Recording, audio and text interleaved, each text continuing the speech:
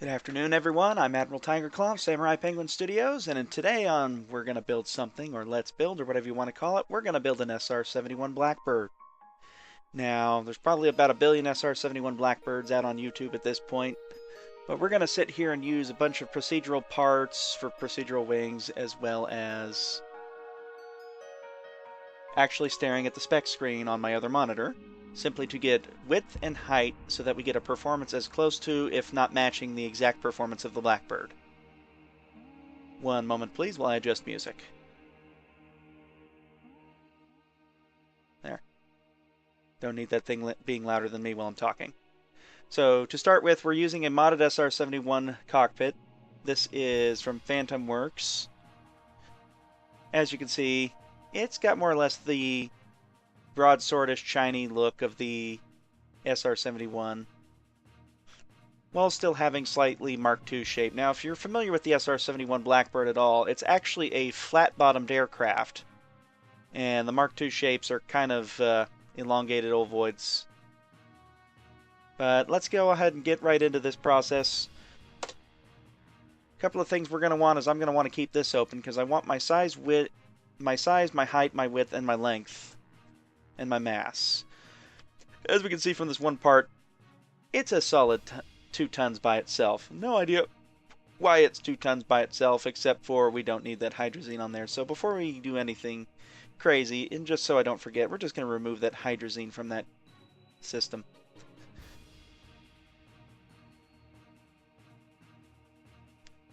Alright, I don't remember hitting the center mass button on this thing, but it's on, and we'll be using that later.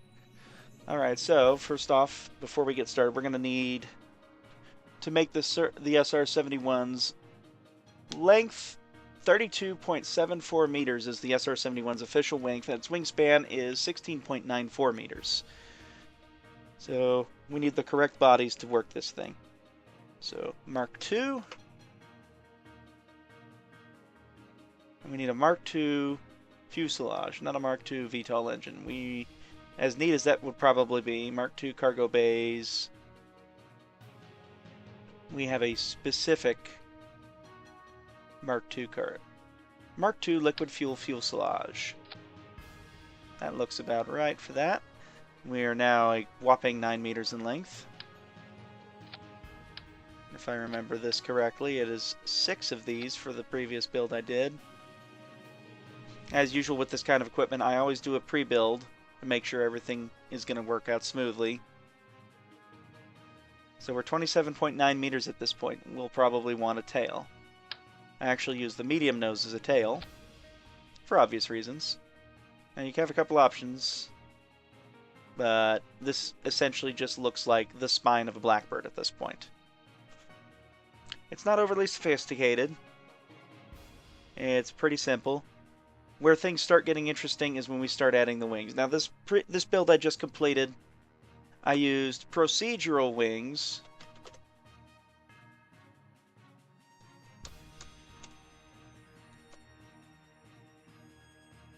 Assuming I hit the buttons right. I unfortunately cannot actually see what I typed because the overlay that says recording 720p and giving me 120 frames per second is right over that, and I can't make that go away. There we go. So we want a B9 PW procedural wing. The reason we want the B9 procedural wing is because it comes with the tap J, get any wing type you want kind of config. Of course, you got to have your part highlighted. And one of the first things we're going to do here is we're going to go ahead and clean up things. We're going to get rid of the trailing edge because we're going to use that for something else. And we're going to take on the leading edge.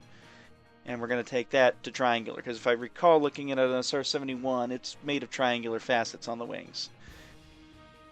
Now, before we go into fully editing this, I'm going to go ahead and make all its material HRSI, heat resistance something something, because it just looks like the SR-71's wing. Now, the next part we're going to be adding is one of the characteristics of an SR-71, and that's its chines. In this case, we have chine caps, chine long, chine converters, blah, blah, blah. but the SR-71 is covered on its edges with a functional set of chines. Now the chines provide essentially an edge to the lifting surface that blends with the body of the aircraft. In this particular case, we're snapping chines on.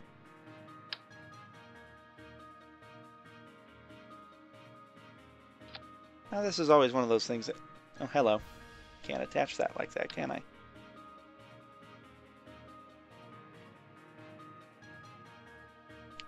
Apparently there's two ways you can attach these chines. You can do it either directly to the chine cap via the connector nodes, or you can connect it directly to the surface as such. Due to the way it seemed it didn't want to mirror, I'm going to go ahead and just do a surface connect on that. And continue on.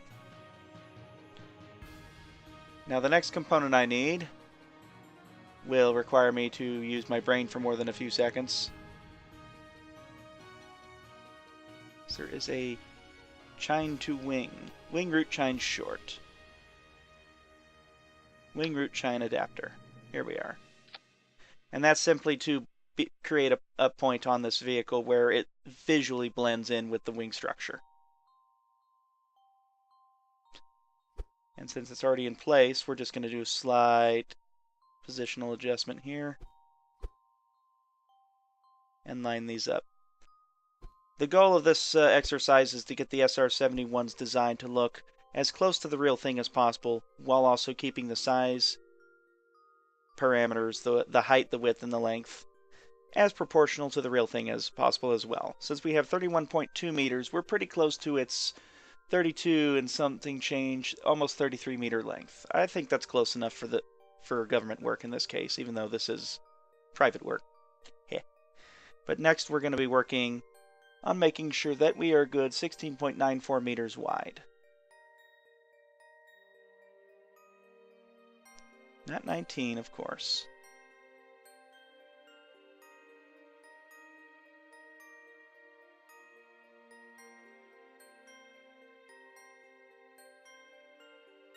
Actually, that's a good position there. So the next thing we're going to do is we're going to move this slightly. We have our desired width, and this is where it starts getting fun. First off, we want to do our offsets and get our wing root right.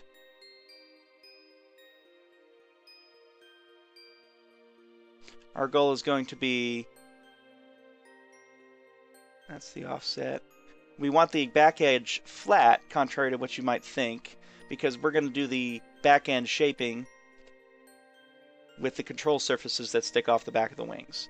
So in this particular case, we have a width on our tip that we're going to make short. I'm going to make it 1, and then we're going to shift our offset so that we are at maximum angle. Might actually do 0.5 in this case. And I think I'm going to stick with 1 and fix that offset. Make the offset so that the entire delta wing looks flat. Because if you look at an SR-71 from above and actually divide out the major parts, it's essentially a broadsword blade sticking off a triangle. As simple as that may sound, it is more or less the truth. Next, we're going to make sure that the wing segment here fits the body effectively. And because I am, as I may have mentioned in my tilt rotor video, a bit obsessive compulsive, that little bit of edge sticking up is annoying me, so as soon as I can manage to grab the triangle with my clumsy mousing skills, we'll line it up. Now, what most people usually do when they're building an SR-71 build like this is they end up taking the build and they obey a wing segment, the engine nacelle, and the mini-wing segment sticking off the end. We're going to do something slightly different because the offset is more forgiving to us. We are actually going to take the entire wing and then stick the nacelle on it and then offset it.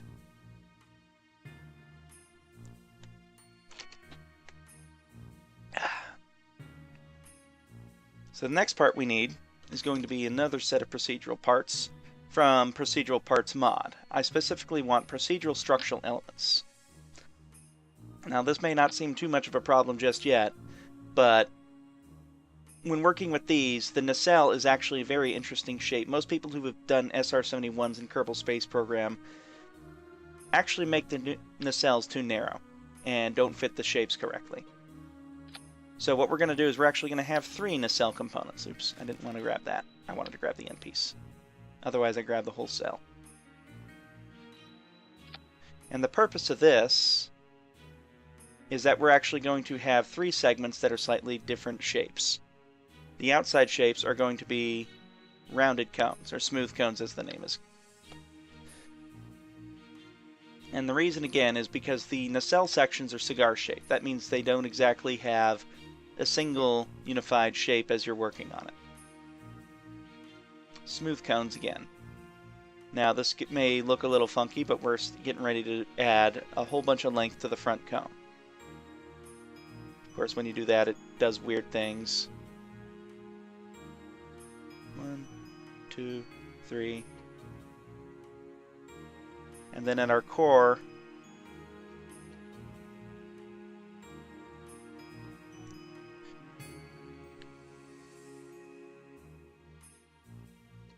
so this is the core component of each engine. Now it takes a little bit of going back and forth with this thing to find exactly the right shape you want, but I can start showing you just how it's going to start looking like an SR-71 engine. Of course, all these things end up in the wrong places at the right times. But before we do anything, I'm just going to do some color adjustments on the texture so that it is less psychologically off-putting to work with. That's what I want right there. If you actually look at the SR-71's engine nacelles, the J58 engines, you're going to notice that it has inlets and other thin components. We're taking advantage of this simply for looks. As soon as I find the right one. This will work for the moment. Well, maybe not. It's in here somewhere. I don't have this exactly memorized. And unlike the tilt rotor design I worked on last video, I'm not working from a screen cap of anything. I'm working from my schematics of the SR-71 on the left, straight off its Wikipedia page, which has its length, wingspan, height, wing area, empty weight, loaded weight, blah blah blah blah, etc. so on. So, our next issue is making this thing the right size. The SR-71 cigar-shaped nacelles are actually kind of fat and interesting. Bottom. I do apologize if I'm rambly, trying to keep space filled, keep an interesting conversation going while at the same time trying to focus on what I'm doing, and I do not do that kind of focus in the most effective manner.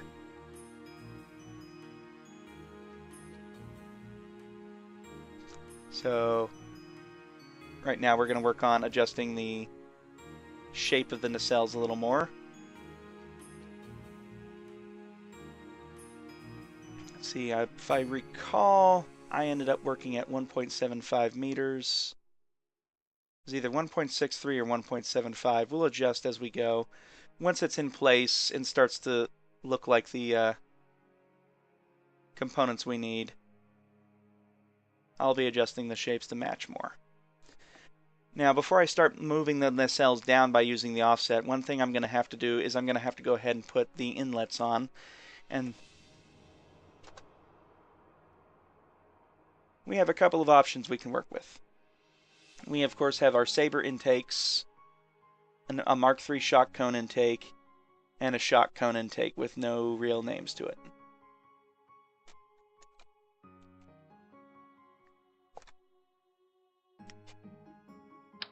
A couple of things to know about the SR-71 is that the exact position and shape of the inlets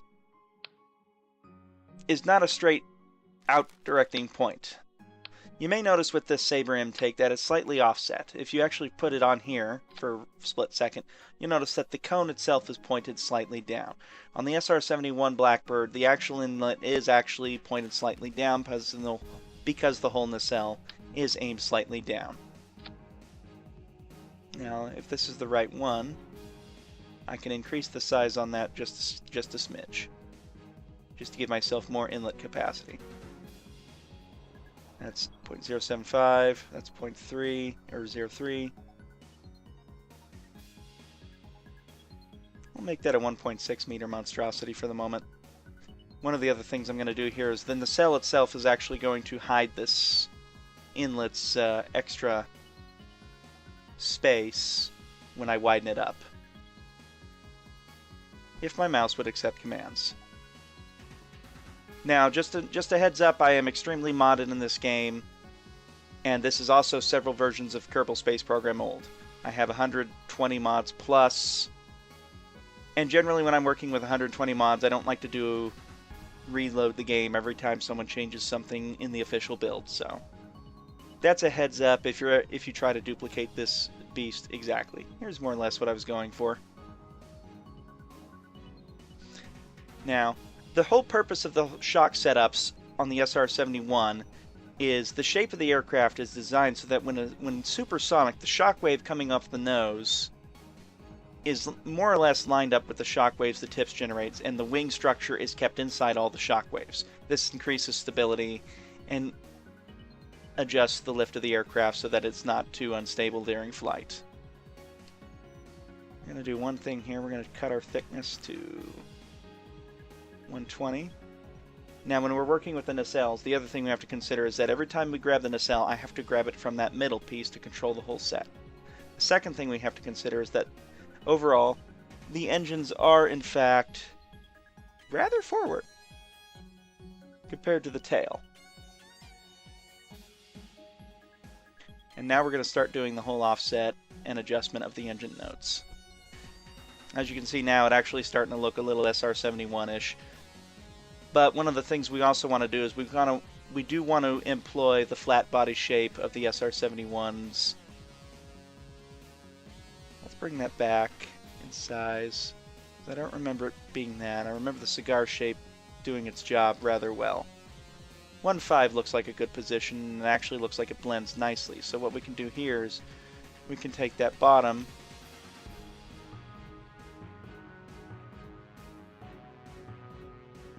and we can blend it better.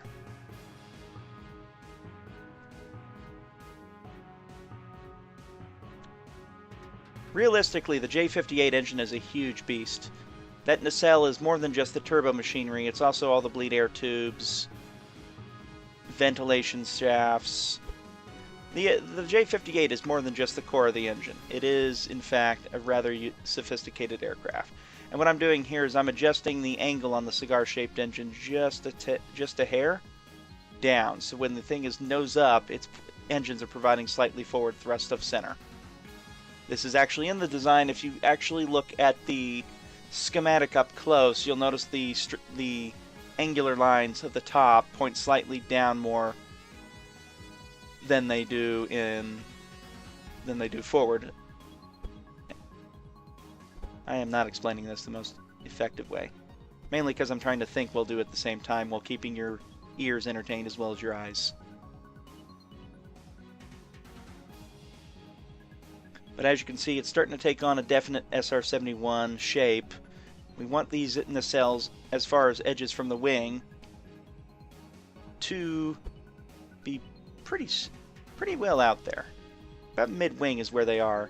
And then we're going to copy pasta our chine here. Because if you're actually paying attention to the SR-71, even the engine nacelles have some chines coming off the segments out here. Now that's going to be offset till I get to it, but I'm going to hold that for the moment. It'll end up getting pushed back, pushed slightly back, and the chine will be matched. But if you look at the schematic, the main wings, they hold a line that passes through the engine and the chine assembly. So, jumping back to chines once more, we're going to go grab the wing root chine short. Actually, we're going to grab the wing root chine long. And we are going to our best efforts without it snapping to one thing or another. We're going to get annoyed.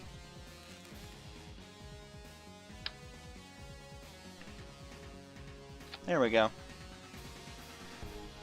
Now, the purpose of this is once I add the wing root chine short, it's going to blend with the outside edge of the engine, and then it's going to become the wing and blend into the wing segment. But that's going to require us to move the whole assembly back to match the wing. We, of course, have to toggle snap off because I'm doing fine-tuned adjustments here. I'm going to have to drag it. Might actually work better if I work with the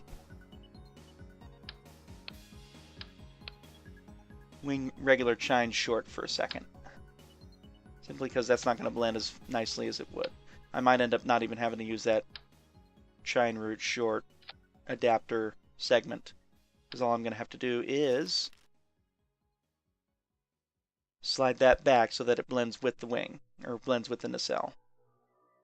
Or really, both. The other important thing is, this is a modification from my last build. My last build only had the chine root, or chine end cap, whatever name you want to end up using for it. And what I can do here is blend that into the engine slightly.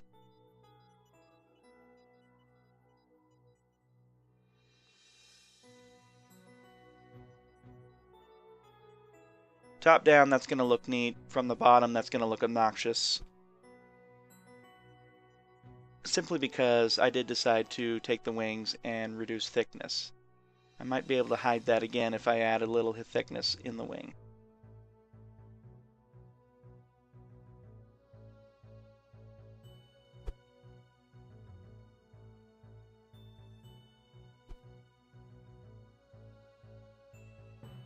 Although at the same time, another trick I might use, which might actually make more sense in this case, is copy this guy,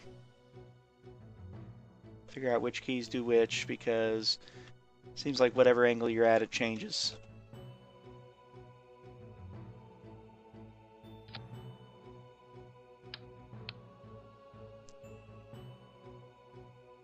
Chine short.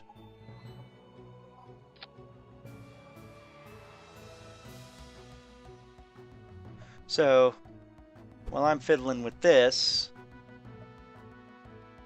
I should just say that, again, this is an alteration to my previous design by increasing the size of the chine. This will actually work because it looks like it blends into the wing now. Now, the only issue I have to worry about is making sure that the chine set is in the far enough forward we'll blend it into the nacelle.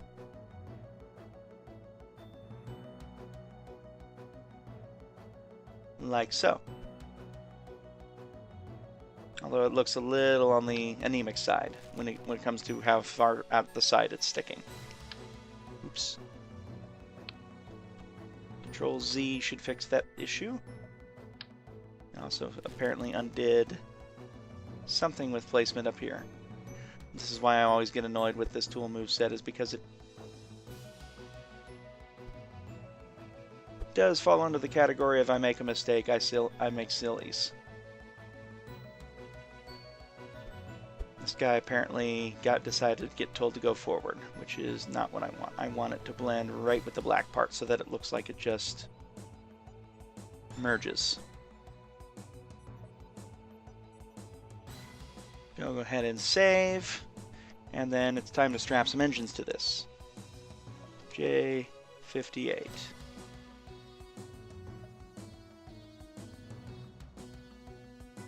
That is not the J58. Maybe without the dash. J58. There we go. Now, to be specific about the J58P4 engines that I'm strapping to this thing, on the SR-71, remember, the entire nacelle is the engine.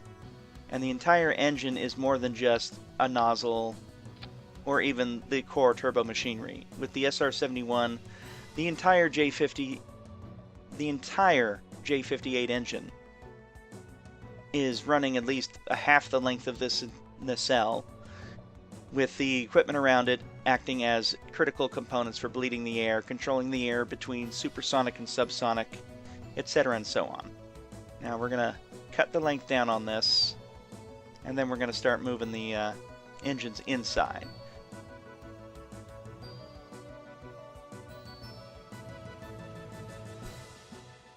Now, one thing that the J58 engine does that I can't really simulate on this nacelle without making these stick out like this is right here, there's essentially an extra bleeding into segment of doors that are inside the afterburner section of the engine. It won't look as good, but as you can see, it is definitely smaller than the nacelle.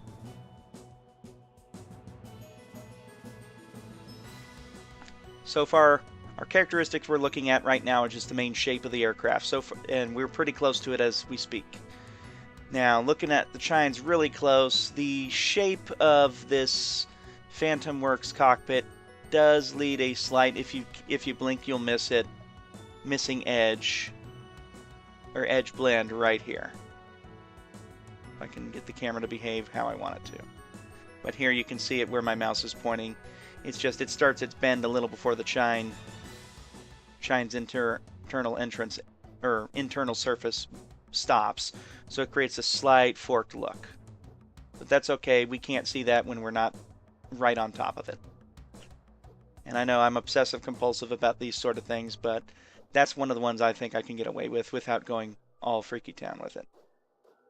And apparently, our mirroring didn't work, which means I'm going to have to do that chine again by grabbing it directly. We'll do it this way. I'll snap it back on the part. Make sure it's even.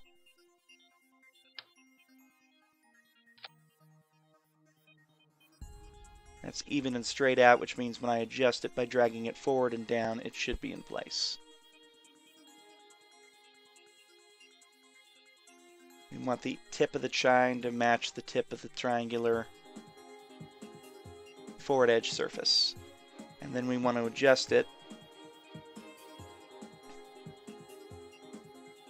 so that the engine chine does in fact touch the surface of the engine, so it doesn't look like yet another awkward fork in a world of awkward forks.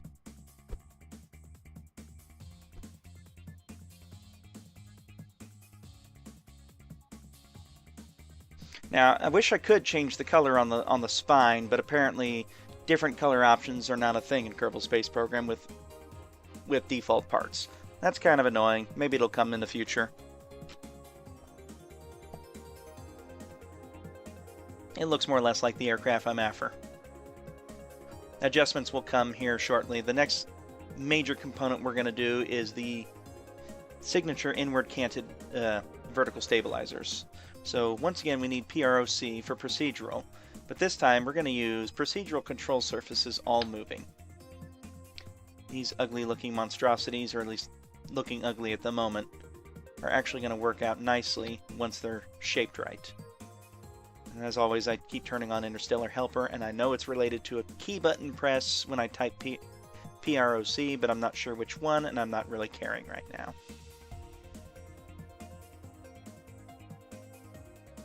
When it comes to the SR-71's all-moving part and the V-stabs, they're actually kind of short compared to what most other planes have, and they're actually rather far back. There's an offset to them in which there's only the slightest inward cant on the tip.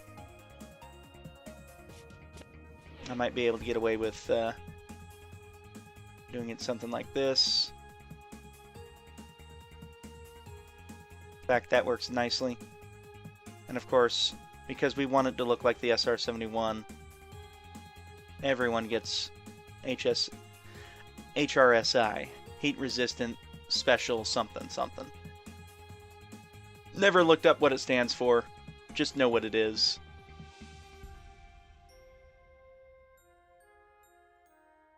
Let's see. We're going to go straight to 2. If we can get our mouse movements accurate enough. Add a little bit of width to the root. And we're going to add a little bit of width to the tip. And then we're going to slide the whole assembly back, because looking at the SR-71, these guys actually go away just at the engine exhaust point. Probably to keep the blast from the exhaust from burning it, while keeping them far enough behind center mass to remain controllable. Now, our next trick, before we start fine-tuning everything and adding in the subcomponents, we're going to go ahead and put our control surfaces on here. Yay, our SR-71 is controlled by little dog head flaps, or dog edge flaps. And looking at this closely, I do see that there is a slight need to bring the offset, I think, out one more. There, now it is flat.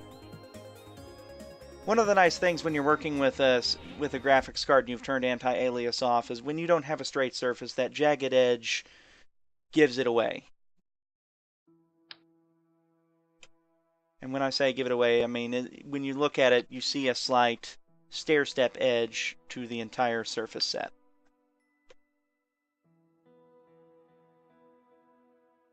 So right now we're going to be working on making sure everyone has the right material, so that when we look at it, it looks like an SR-71 all the way across. So, starting with the internal one, it's actually pretty simplistic to work with. One thing I'm going to do, though, is, as soon as I can grab it, I'm going to flip it and make sure our offsets are in the right place. Okay, the root is the right one, so we need length.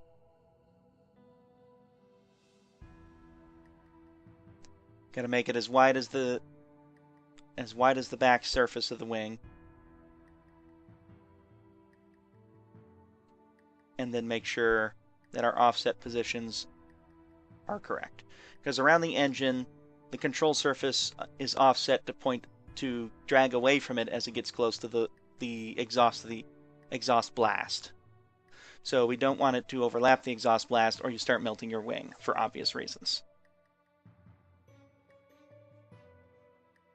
The other thing we have to do is get it to the right sizes.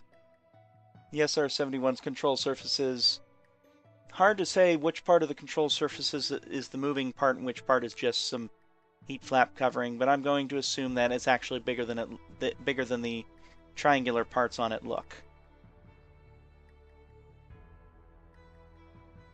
Because it is indeed a pretty large engine. Or not an engine, a pretty large surface if it's going to control this much aircraft. And at full weight, this aircraft is pretty heavy. We're looking at an empty weight of 30,600 kilograms. That's 30.6 metric tons.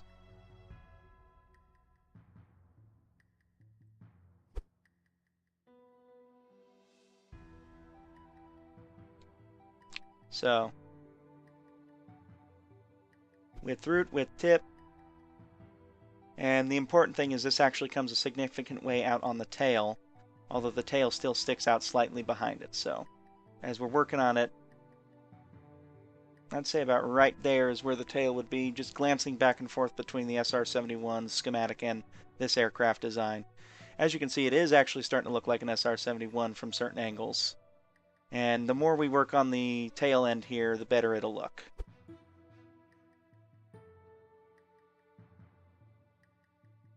We want to make sure that our offsets are close enough to look like they blend with the aircraft without overlapping way too much and clipping through it, because that just looks awkward. Now when I get to flying this thing, if it's designed properly and its weight and width and height and length and all that fun stuff are correct, it should actually start taking on the behavioral characteristics of the real thing.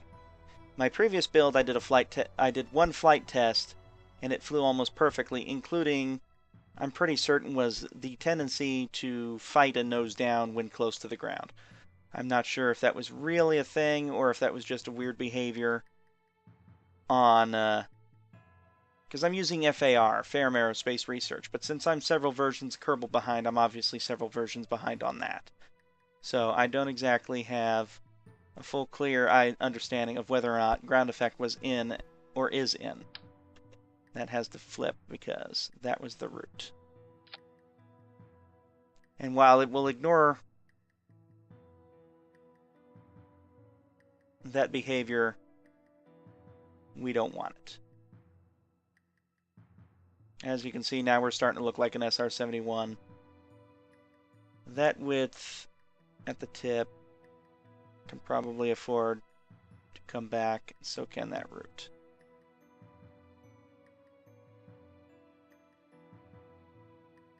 And that gives us a pretty awesome looking tail end on the SR-71 with the section that just goes, hi, I am not actually getting blasted by the engine, which I made a mistake and just grabbed. Of course, the Control-Z function in this game is the most wonky. It doesn't do 1 step or 2 steps. It does like 50 steps for no reason. So, where did we lose track of everything? We were offsetting the tip, reverse offsetting the root, and we were adjusting the width.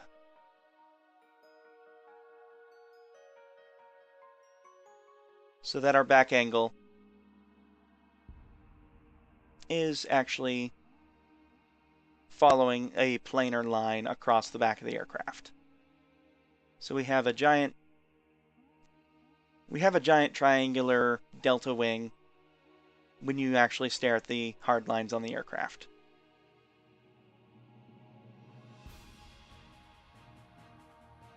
Now, grabbing the right functional tools this time without clicking on something and forcing an undo. We do have a couple of issues I have to take care of, like I have to redo that part again, but we already know how to do it. Funny how that mirrors weirdly. I might actually have to completely redo those from scratch. See what happens if I do this. They apparently do not like where they are. That is going to cause problems. I might have to go simply back to what I was doing before, because they don't want to mirror properly.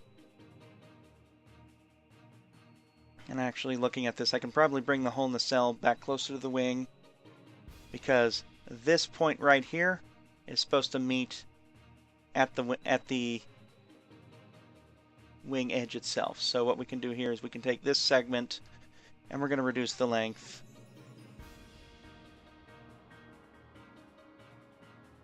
And that's starting to look like what it's supposed to. Now what we can also do is, in order to get that cigar shape to work just right, we're going to cut the length on this part by 1 meter. We're going to add the length to here by 1 meter.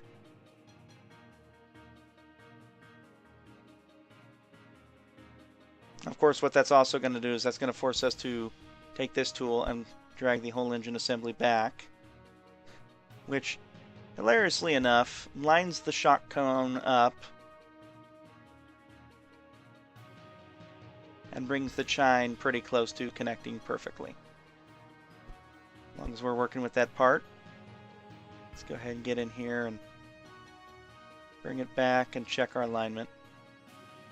Because we've moved this nacelle around, our alignment is off slightly, but that's okay. I can fix that with just a shift. That does look a little awkward.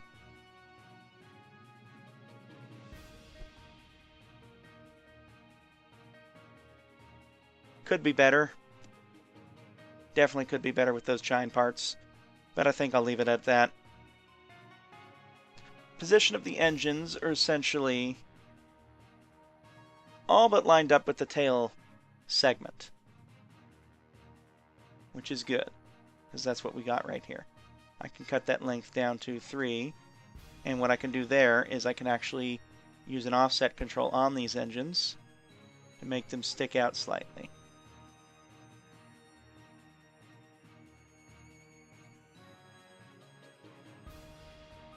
Of course, if you're looking at the engines from directly behind, there is some artifacts from clipping everything through everything. The engine is hollow, but there is a obvious wing structure right there. So what we can also do is we can see about right-clicking on this segment and getting a couple segments of the wing pulled away, or segments of the nacelle pulled back, because we are adjusting this as we go. We're using round 3. Let's see what we get with other shapes.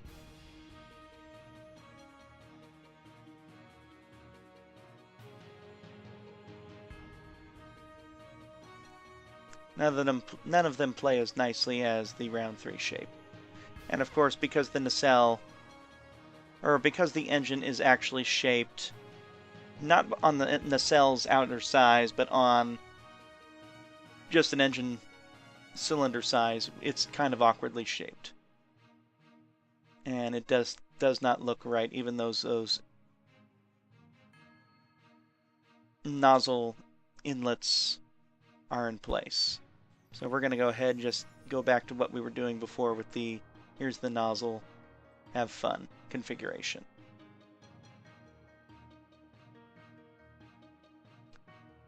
Let's say we add... That's starting to look a little better. So right now we have more or less our SR-71 shape. Blend that so the white doesn't show up.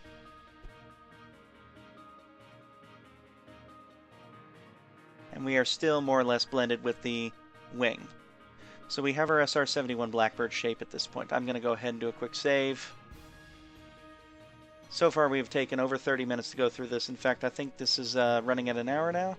I don't know without pulling up any counting, and I didn't check the clock before I started. So far, we have an SR-71 shaped vehicle. It's very obvious now that that is an SR-71. It is glorious looking. The nacelles are nice and fat, not narrow, straight objects. The wings and the wing roots have chines where they're supposed to be. But we're not quite done yet. We have a couple of things that still need to go on the SR-71. One of those is going to be, I am going to actually put a radiator panel on here. And the reason I'm putting a radiator panel on here is quite simple.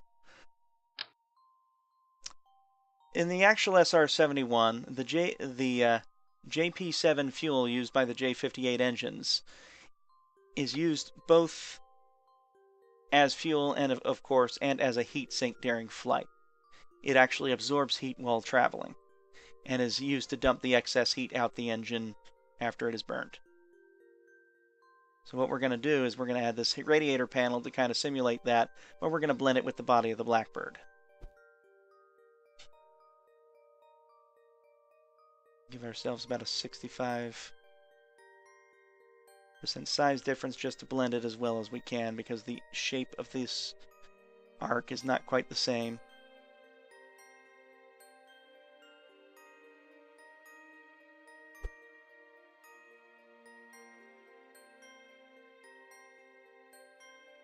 We'll blend it with the square panel mesh, or square panel texture that's just on top of the bird here. And like that, it looks like it's part of it. What we're also going to do is we're going to turn radiator cooling off. We're going to make sure automated off, pivot is off, rigid attachment on. We're not messing with any mass strength multipliers just yet. We're not adding fuel or adjusting the gear that we're going to add until after we have all the parts on board that we're going to need to have on board. The next thing we're going to add is batteries, because electrical power is our friend. In this particular case, I'm sticking 2 of these guys up here. They're not too horrible on weight. And they're going to help balance out the fuel weight that we're going to have later. Offset those and hide those just under the surface of the aircraft skin. They're hidden, they're on, and we now have electrical charge. Save again, and we're going to start doing the gear. In this case, we're using adjustable landing gear. I'm actually going to use adjustable landing gear small side because the SR-71 Blackbird's landing gear open sideways. As in they're wedged in the body and then they motor out. Now obviously when we're doing a 30-ton vehicle, a landing gear that can only survive 12 tons is not going to cut it. 24 tons combined, yeah, that's not going to work. So we're going to put our brakes to 50%, or as close to 50% as mouse accuracy can get on these sliders. We're going to turn off the motors, limit the motors to nothing, and we are going to lock steering because the back gear don't have steering. And then we're going to do a size adjustment, which is here.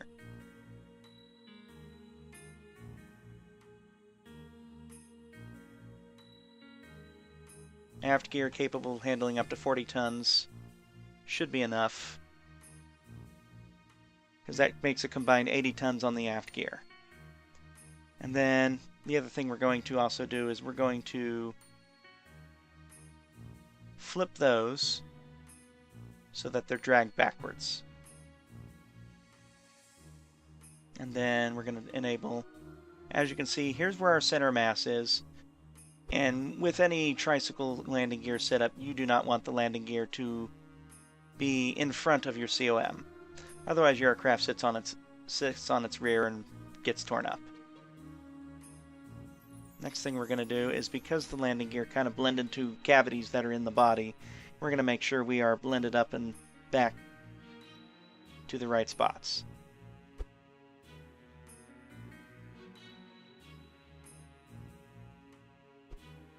The other important thing to know about an SR-71 is if you're paying attention to, it's actually got surprisingly high gear height. So we're also going to add some strut extensions. We're going to call that half of its strut extension for the time being. Now on a real SR-71, that's not a single wheel, that's a triple wheel. We have triple wheels over here somewhere, like these guys, but they don't look like the nice side deploying gear that we're working with here. Be nice to get those from adjustable landing gear in the future. I think the biggest one we have is adjustable larges, but they shift forward as well. We'll wait till someone fixes that. Next, we're going to use adjustable landing gear medium for the double wheel. We're going to center lock that, and we're going to stick it up on the neck after we turn it around. Because for whatever reason, when this mod got made, all the parameters were backwards. Speaking of backwards, well, not speaking of backwards, but too far back, we're too far back on that one. And the weight limitation on these is fine at 16 tons, since the neck is so far forward compared to the aft gear. I might bring it up a notch and then extend the strut extension way out, which will be fixed here in a second as I adjust its exact positioning on the aircraft without the toggle snap on.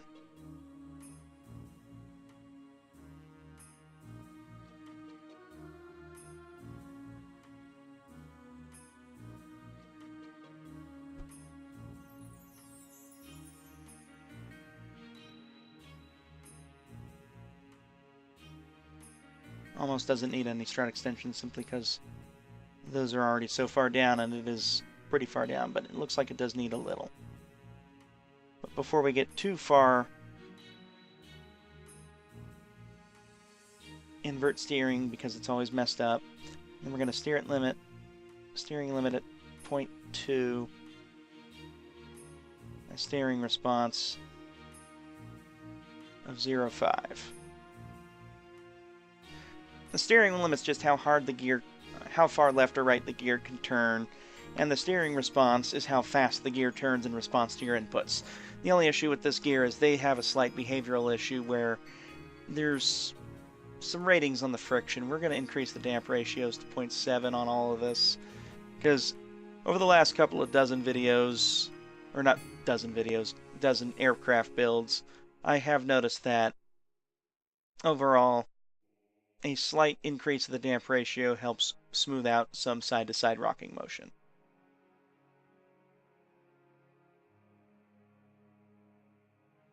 And as we fine-tune this aircraft, we'll do a little bit more work with it.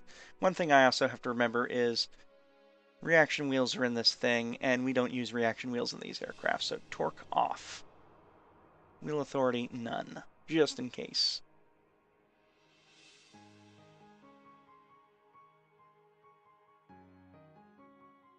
So far we have a bird-like bird. And now we're going to do some adjustments to the engines here. Simply because their position around the center of mass does induce a slight amount of torque. And I want to get that adjusted just a hair.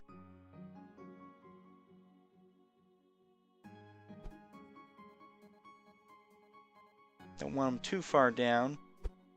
We want them rotated slightly.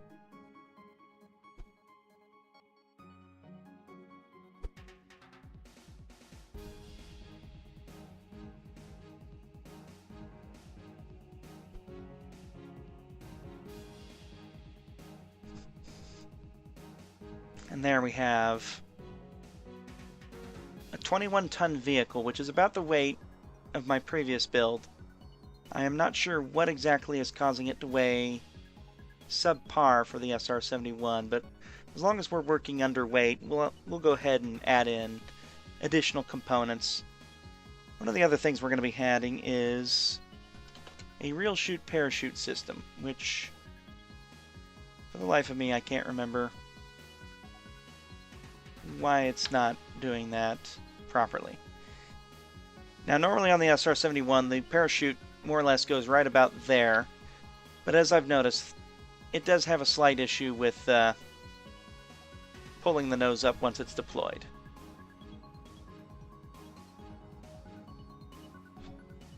This is going to be a drag chute. We're going to use a strong material.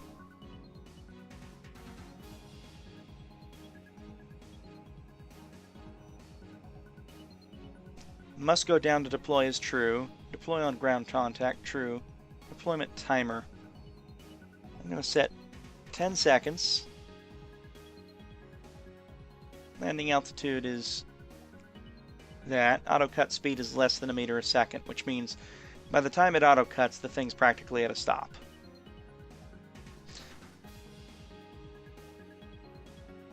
But we're going to go ahead and re-experiment with just the position of that.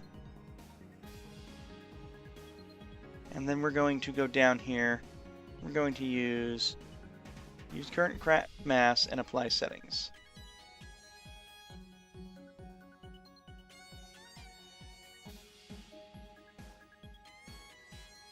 We may have to upsize the parachute one. Next size.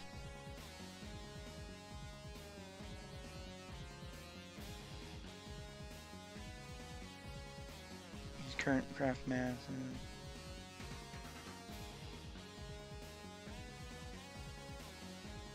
Let's see. Calculations made. Automatic manual. Blah blah blah blah. Deployment timer 10 seconds. Deploy on ground. Single shoot. Triple shoot. Drag. Drag.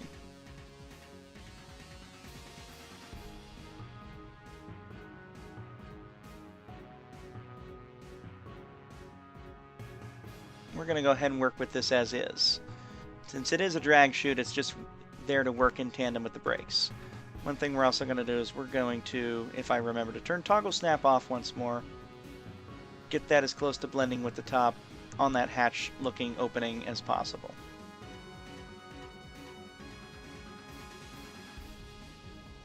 Actually looks pretty good right there.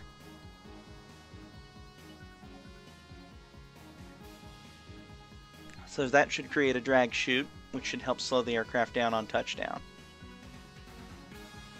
I do not like the wheelbase. I'm probably going to drag those back out again. Wide wheelbase is a stable wheelbase.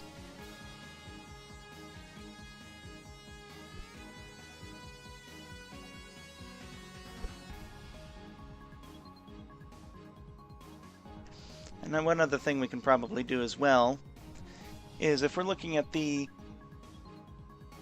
wingspan of 16.94 meters, I'm actually slightly wide on this, so I can probably afford to use the entire wing assembly to drag it interior.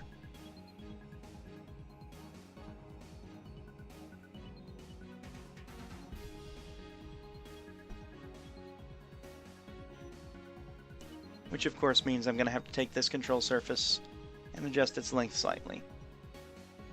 Then drag it out.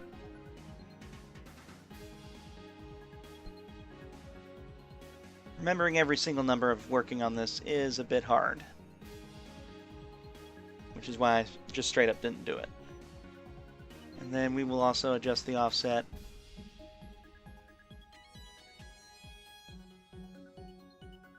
So that we have a little bit more control surface. And we'll make this offset match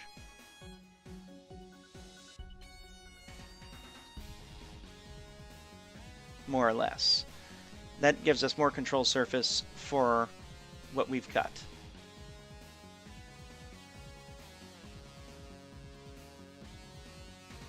Again, the goal is to get this thing as close to its length, its width, its mass as physically possible. According to this is 5 meters long, although I don't think it's counting the wheelbase, so approximately 3 meters of wheel.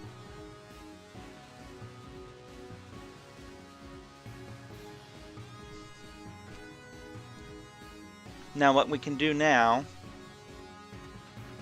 is we can go ahead and start adding our fuel, which would normally be JP7 to fuel the aircraft, plus some of the igniter stuff, but these engines don't have that issue with igniting. So, liquid fuel, kerosene.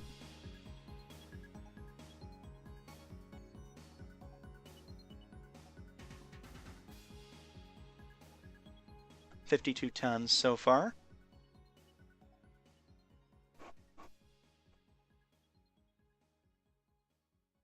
$58 tons. And remember, the dry weight of the SR-71 was 30 tons. The loaded weight is 69 tons. The maximum takeoff weight is 78 tons. So in terms of mass, we're pretty close to the SR-71's mass when we've got fuel in it. Although we do seem to be short on... We do seem to be short by about 8 tons. Now I can do a couple of tricks there if it allows me to add the additional. But I can pull water to balance its mass.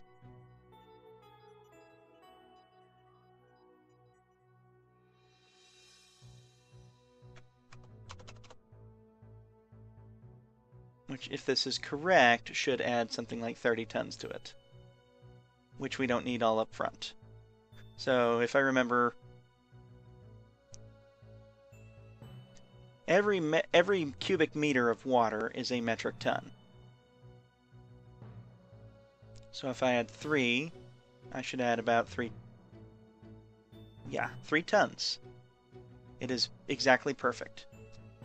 So what we want to do is we want to add 8 tons to the vehicle with the fuel tanks empty, simply as a mass balancer, because apparently these parts are a little too light for their own good.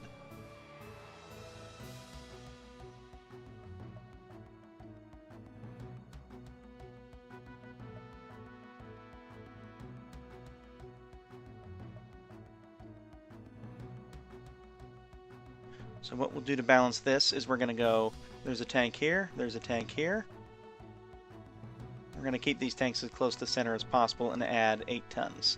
So what we'll do is on this tank, I'm going to add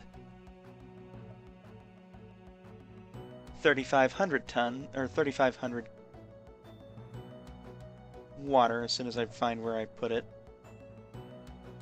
We will do 3,500 because this is slightly further forward. The mass will actually draw it further forward than further backward. We want to keep that COM where it is as we update the water. And then we're going to go back here, back past this tank. We're going to add water, provided I find where it is. We're going to add 4,500. Because we're essentially taking some of that excess water and putting it in the back. So we are now sitting at 30.218 tons, when the SR-71 has an empty weight of 30.6. So we are very close to what the SR-71's empty weight is right here.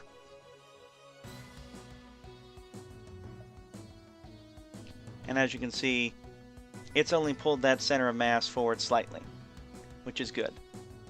Now we add aft fuel supply, center body tank, forward center body tank, aft center body tank. Now the important thing about getting these fuel balances light is because the SR's right, English not speak I do, is because the SR-71 actually does have a consideration for fuel balancing in flight. In this particular case, the SR-71's center of mass actually has to be adjusted by pumping the fuel back and forth between the tanks to keep it stable at altitude and in flight. Having this actually be a consideration between these fuel tanks and the shift of the center of mass near the back of the airplane as it drains its fuel actually does mimic the actual behavior of the SR-71 in this case. So that is a good thing to have. So what we're going to do next is we're going to assign fuel throttle priorities. So we want the wing tank and the far 4 fuel tank to be slightly higher priority so that this mass offset and this mass offset drain first, and then these two mass offsets drain second. So that as you burn the fuel off the plane, this entire assembly will slowly keep the center mass towards the center instead of having to flip switches in flight and divert fuel back and forth. That's simply for ease of use in Kerbal. In flight, you'd actually have knobs that would do it at the flick of a switch. Pardon me for a second.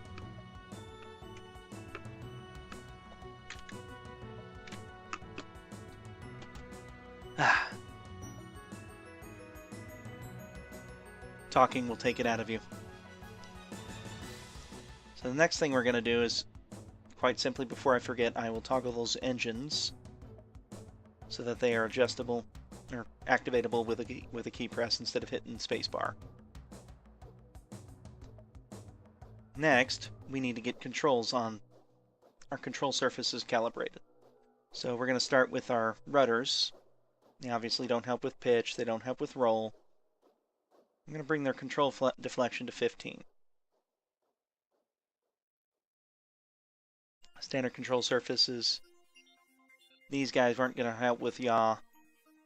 I want them to actually hold 50% of pitch control for the time being.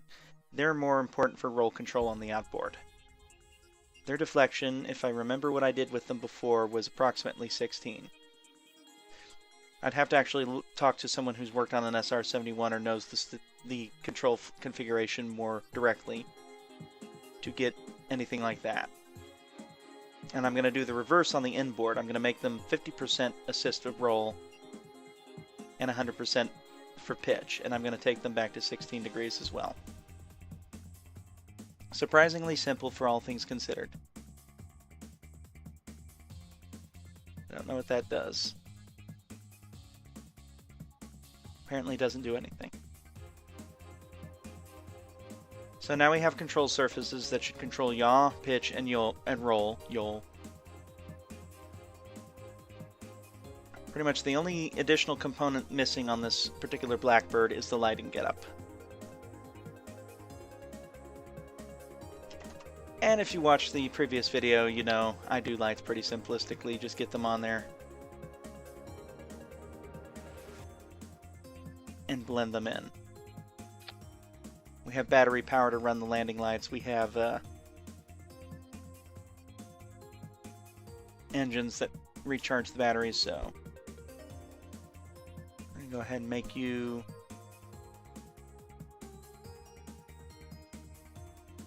shielded, which makes you black, even though the whole rest of that body isn't, except for the wings.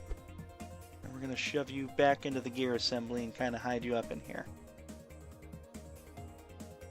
And then we're going to rotate you down.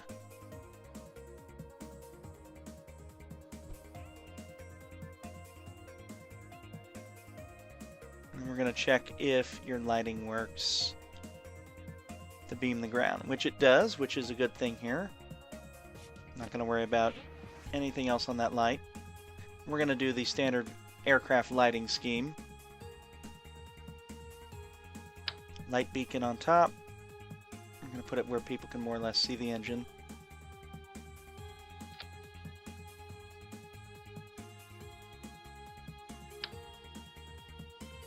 Blinky blinky nav lights on the outside.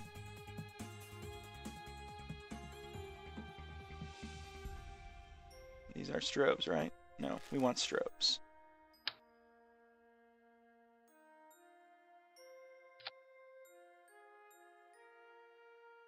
Those will blend with the engine nicely.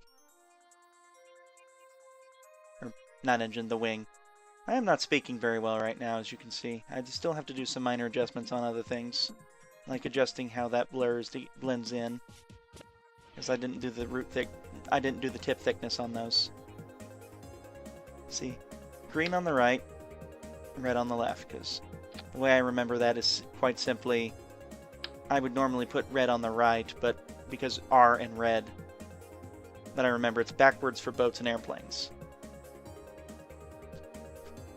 Or backwards when you compare boats to airplanes. Boats have one way, aircraft have the other. It's weird. I may be wrong. I haven't actually looked that kind of information up in a long time. So for the nav lights, we're just going to do light toggle. Light toggle. It's custom 9. We're going to do custom 10 as blinkers. Double flash toggle. Well, no. Clear that. We don't want those. We want those to be double flash toggle on 9. Because that guy goes to 10, or 0 in this case. So right now we have an SR-71 all but ready. We have a couple more things to add. I could fly it right now, but I'm just going to add some fun little pieces. Let's go over to radio communication stuff. We have a huge list of all kinds of fun toys. But I am looking for my tiny little Commutronsky.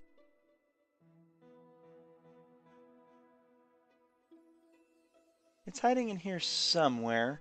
There it is. And we're just going to hide it on the frame of the aircraft. And I'm probably going to shrink them down.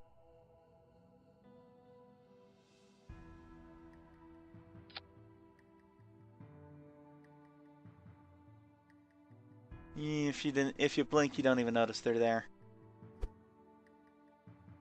They'll provide extra radio comm.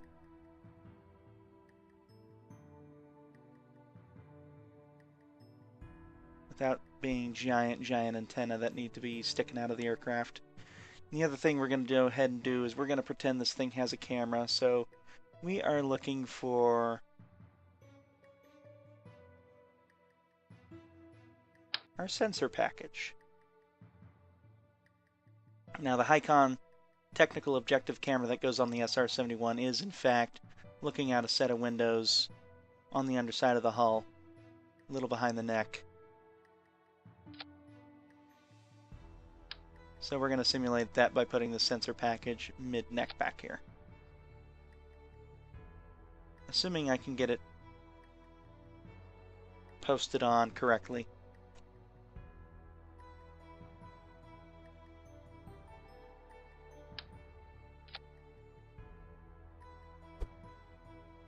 And then blend it up into the hull.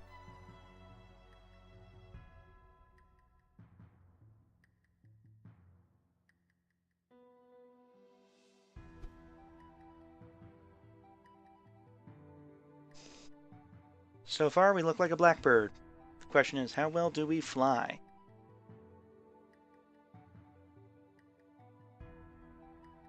Just going to review some SR-71 details real quick.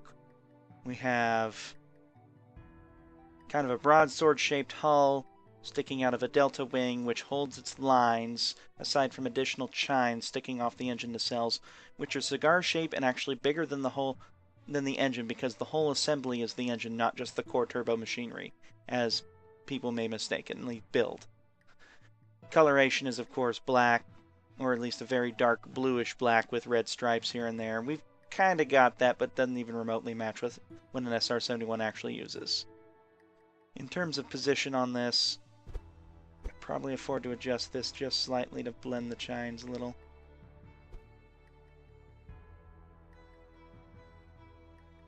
Actually, one other way I can do this is go to the surface. Let's go to that leading edge and just increase that triangular shape a little.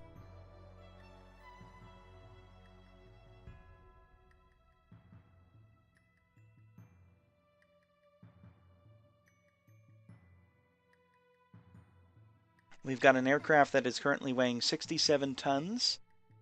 The empty weight is 30.6 tons. The loaded weight is 69 tons. So we might actually be slightly underfueled. We are balancing that weight with water by putting water in the back and in the front near the center of mass. Using RCS build aid to kind of see what we're getting for asymmetric thrust.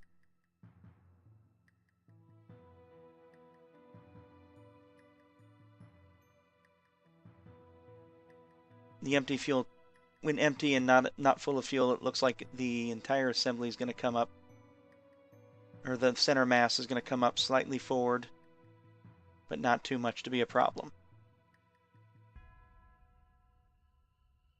All things considered, that probably means I can bring these a little closer to the COM, which will help facilitate rotation.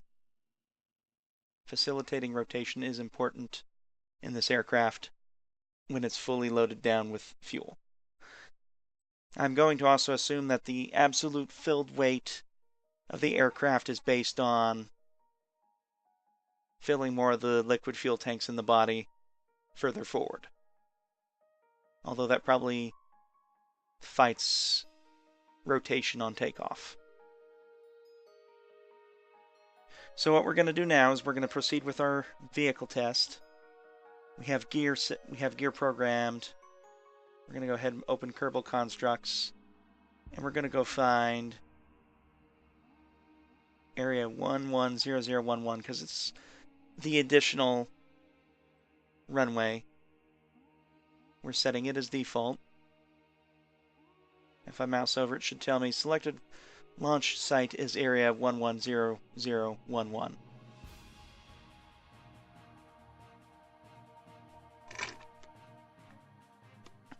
Go ahead and hit that launch button.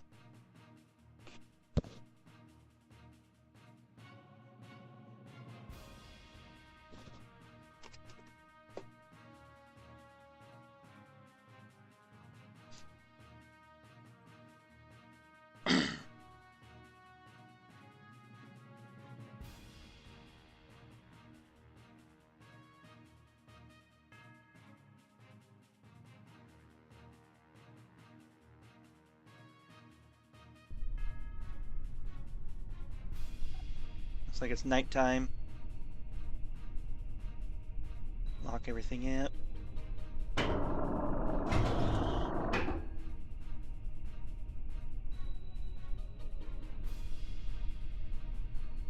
Looking good so far.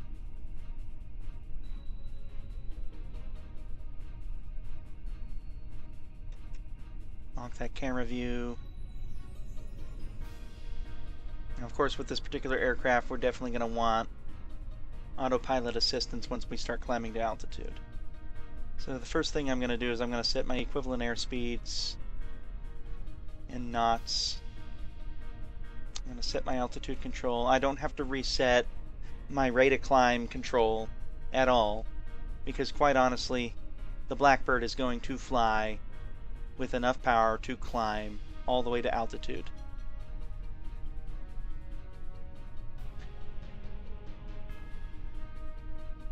Let's give ourselves a little bit of a rig test.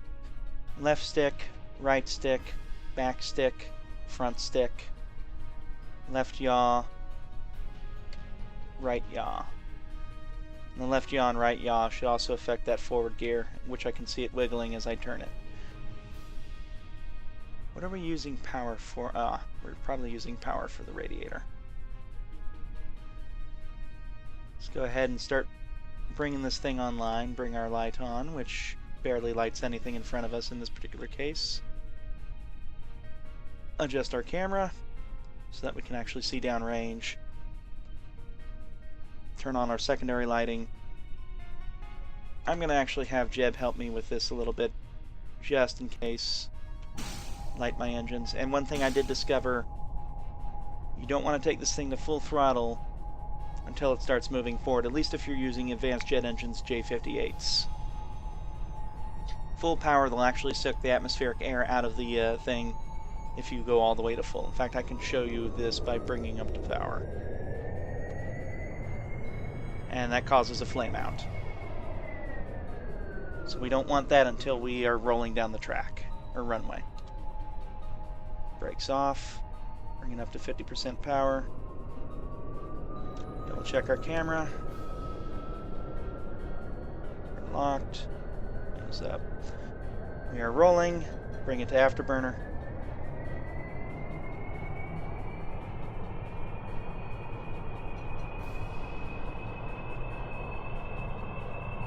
Rotation in a regular SR-71 should not be until approximately 180 to 200 knots. This is why we wanted a long runway.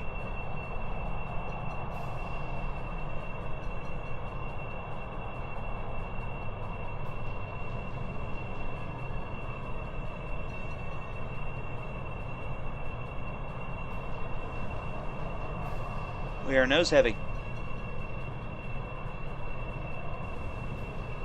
230 knots is what the control surfaces here wanted to fight with. Immediately get those gear up.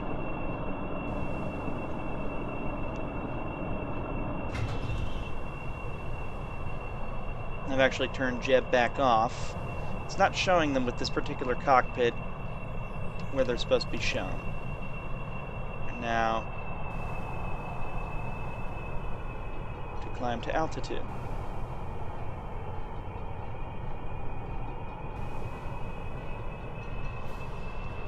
30, 40, 50 degrees nose up.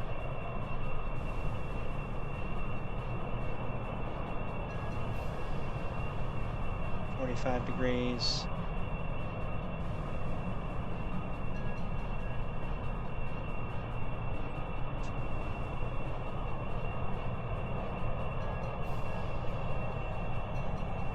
Speed, we're going to slowly bring that nose down and let it grab speed. We are at 3 kilometers already.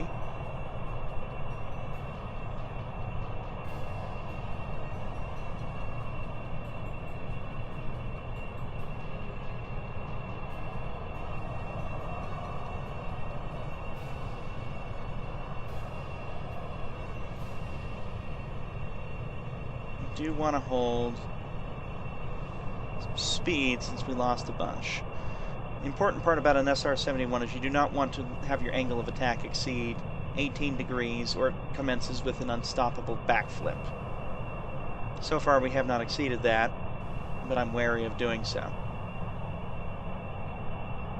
Once we get a little bit of velocity back on this aircraft, we'll begin a climb again.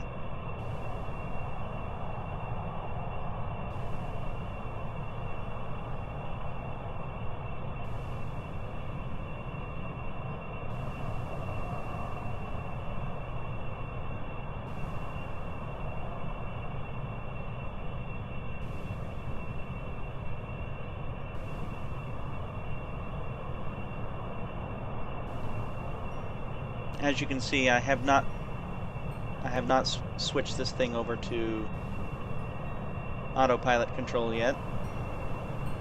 We are flying live stick with no jib support. Here's a couple of left and right rocks for your convenience. As you can see, in terms of stability, so far roll stability has been pretty good, yaw stability is pretty stable. Pitch is a little wonky, but then again, we are a delta wing aircraft.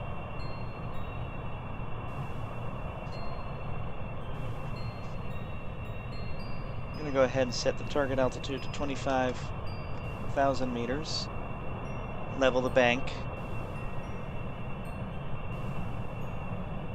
And let it figure itself out for a minute while I play around with the camera.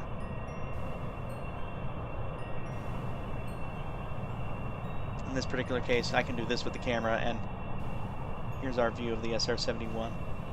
Climbing at 50 meters per second.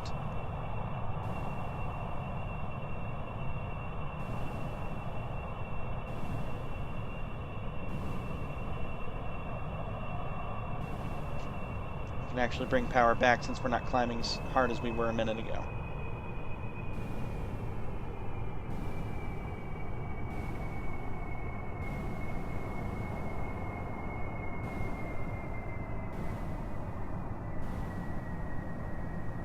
Ease off on that airspeed. We're almost to the equivalent of 30,000 feet at Mach 1.17, so we actually ascended with a little more force than usual.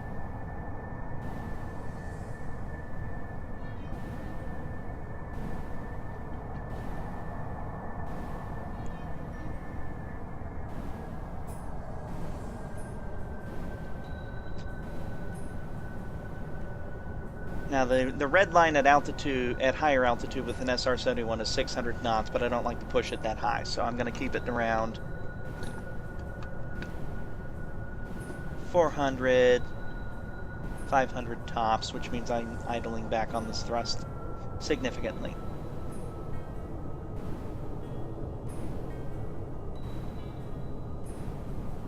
And as the SR-71 continues to climb, it's going to continue to apparently not engage roll and yaw control.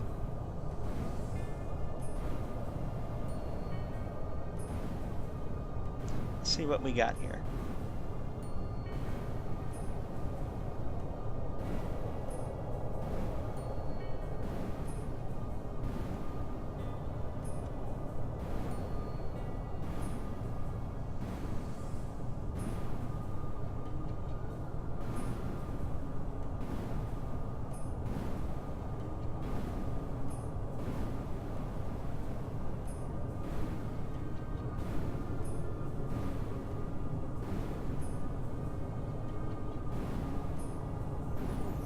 The autopilot apparently is not controlling this like it should.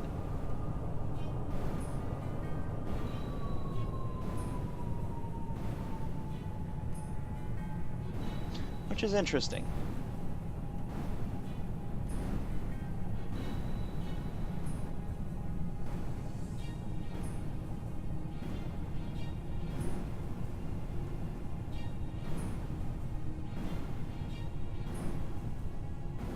Sometimes the autopilot on this thing does not want to play proper control, and weird things happen with the control surfaces. May not have enough control surface, may have too much, I may have misjudged the sizing, or it may just not be taking to its programming correctly. It has done that to me a couple of times before.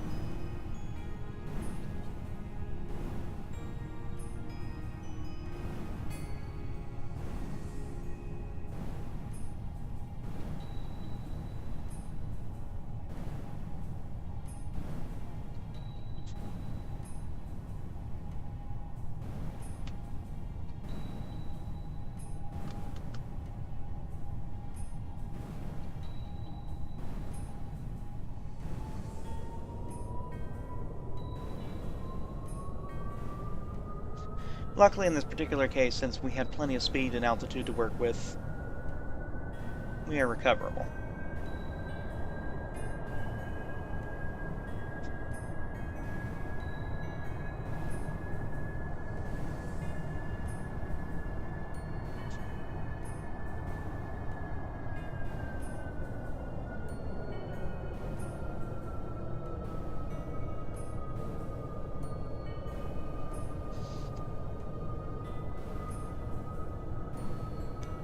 We're going to continue that 50 meters a second climb.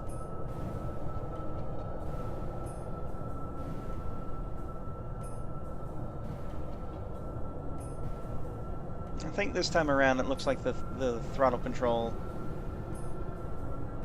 is keeping it more or less in shape.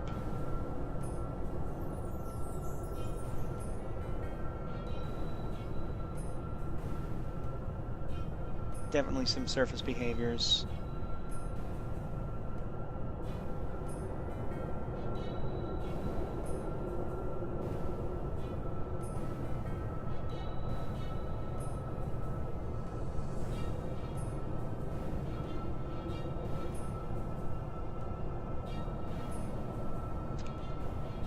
Maybe experiencing Mach tuck.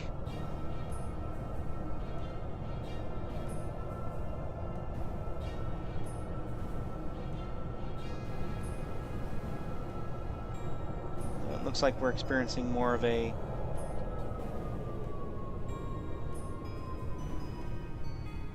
speed-related behavior. That, while it's up, should not be producing excessive lift.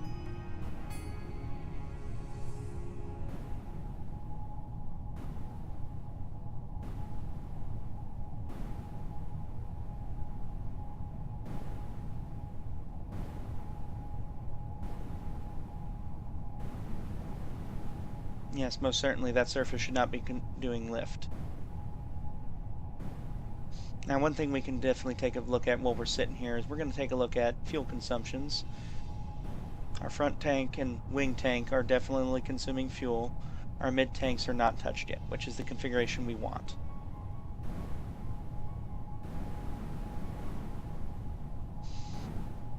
Now, for anyone here who's probably watching Kerbal Space Program videos, you're always looking for, let's rip the plane apart. So let's go ahead and do that real quick. Full power.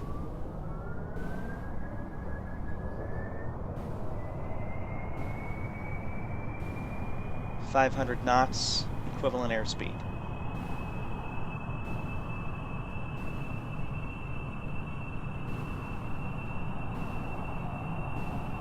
.600 knots. He's got to come ripping off at some point. 79 kilopascals, 80 kilopascals, 86, 90.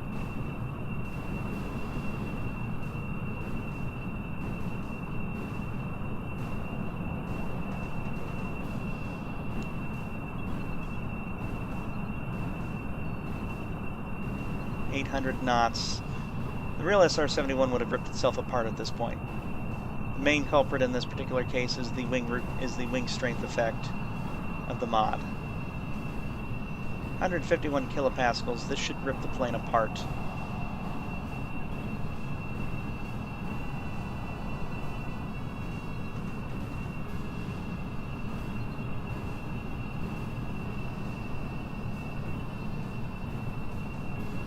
And that's the kind of effect we should be seeing off those control surfaces.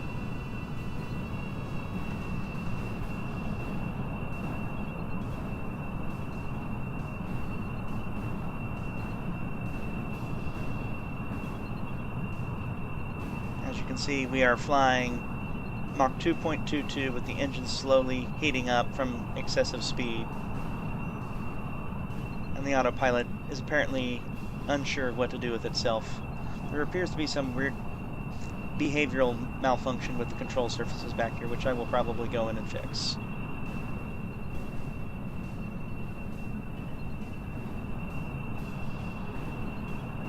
.170 kilopascals.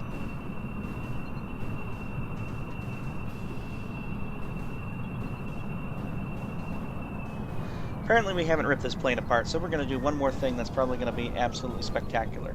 160 kilopascals, loss of roll and yaw control. Full back. Can we rip it? Yes, we can.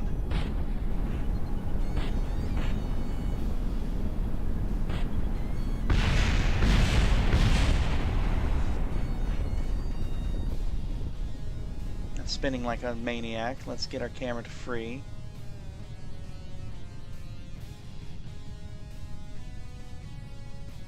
And that is what an SR-71 looks like when it rips to shreds. It's very quick, and a lot of energy has been imparted into this thing.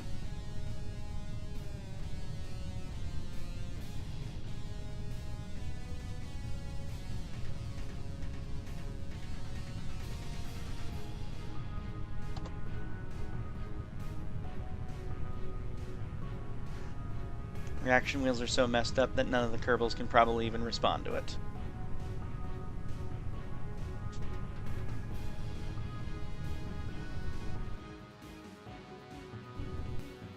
Let's go ahead and look at this thing. Yeah. Let's go back and see why we malfunctioned in the way we did on our control surfaces. Because physically speaking, a control surface that is deflected up should not be producing lift at all. Which was why our nose was dropping. That behavior was unusual and not a flaw of the design, as far as I understand.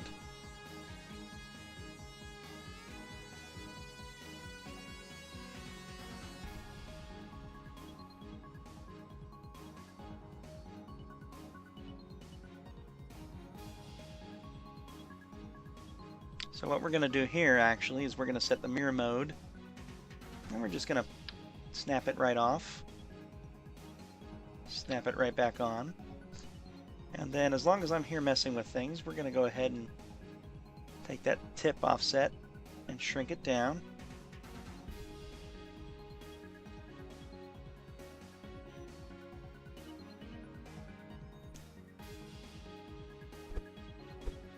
Pull this assembly back once more.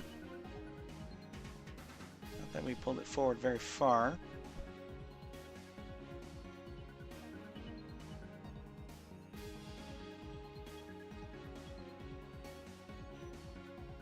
And thickness to this guy. Maybe push the engines a little further back, just so they're a little less blended over that.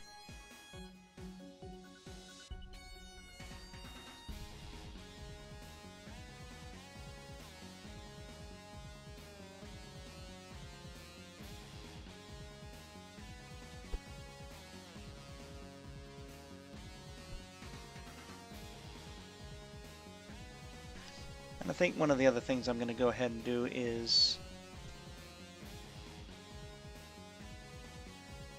give us a little bit more control surface to work with, simply for more control stability.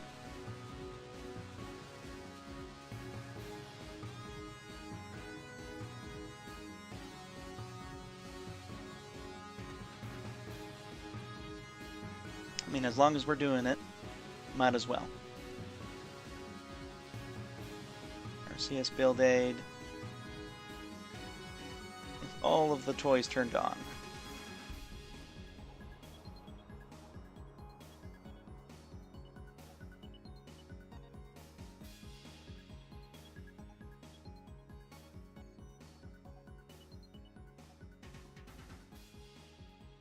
Rest to weight ratio 0.45.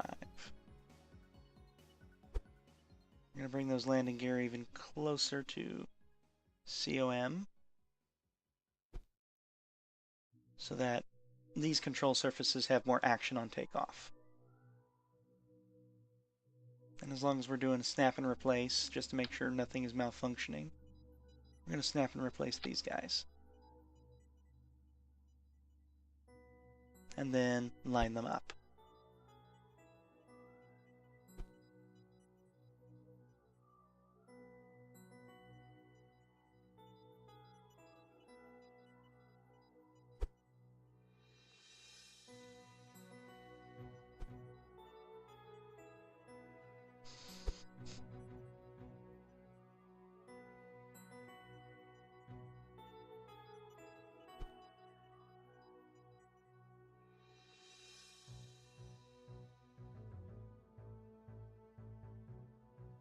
that forward edge a little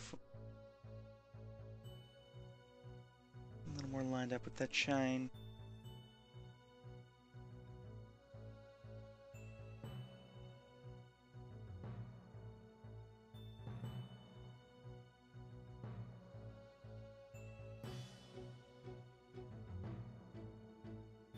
Well, that's one thing we need to fix. All leading surfaces. Supposed to be triangular. The SR-71. Which should fix that. Although, if I am unsure with what the problem is, I cannot exactly super fix it. Let's try this baby again.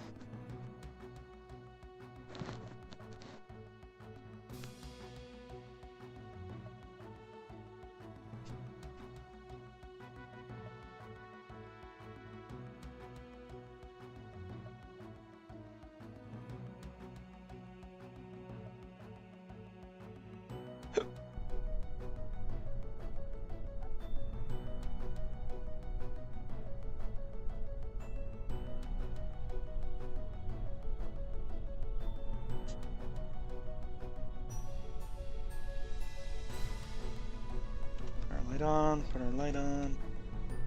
Lights are on. Start engines. Add power. Not too much power though. And of course, lock our camera.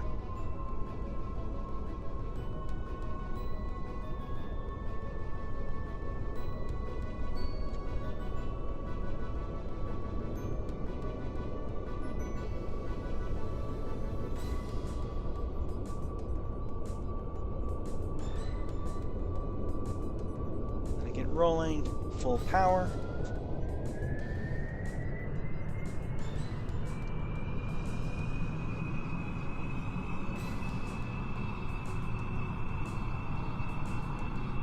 $80 knots, 90 knots. That's going center. 140, 50, 60.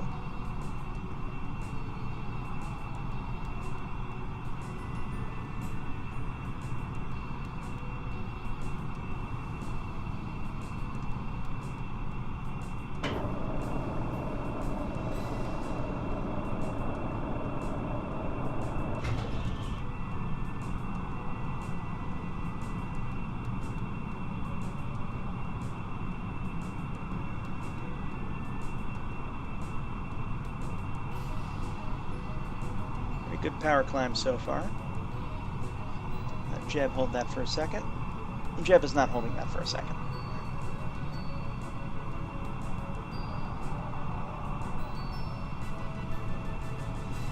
$25,000 meters. Target altitude.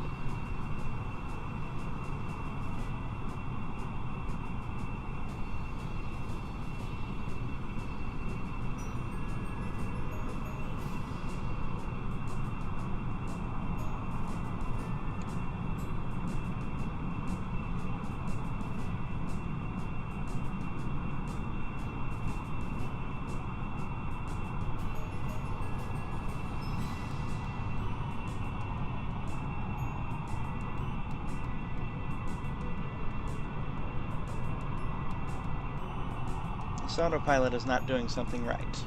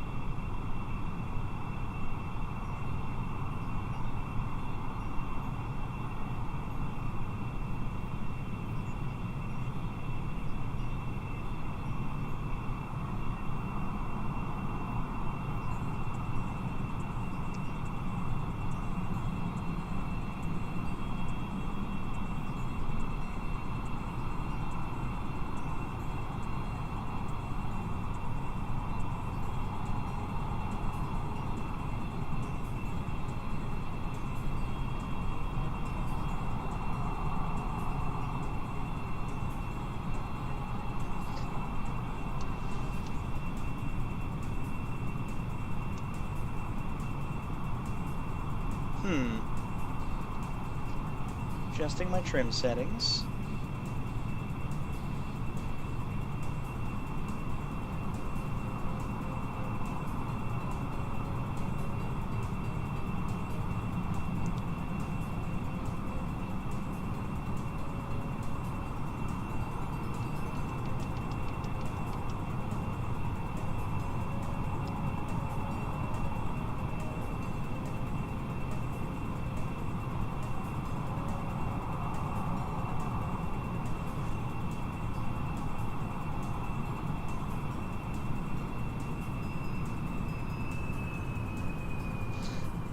See, the interesting thing is on my previous build I did not encounter this behavior.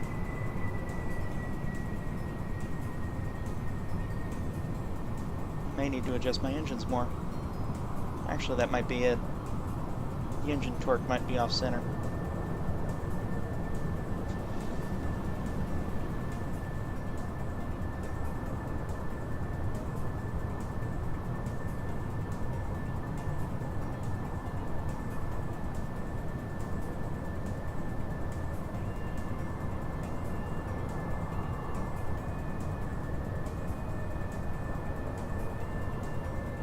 Reverse lift should be pulling that tail down.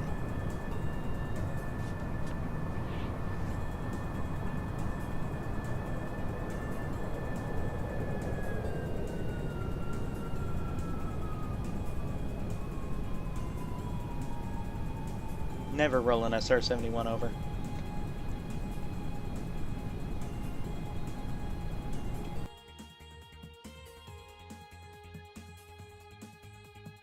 Let's go analyze a couple of things.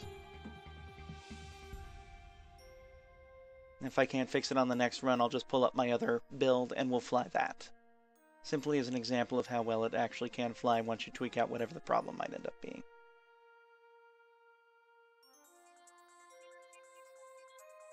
Ah.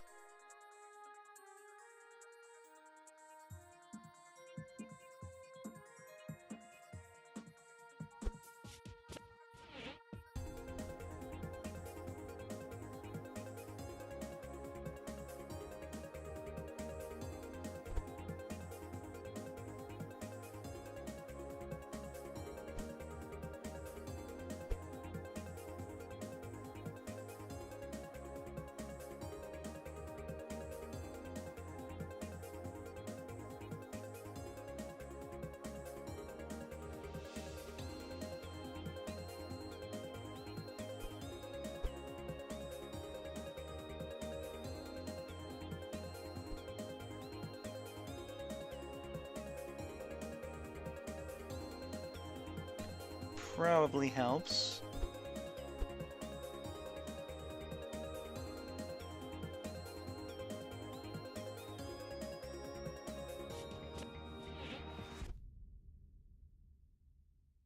Have that engine lined up.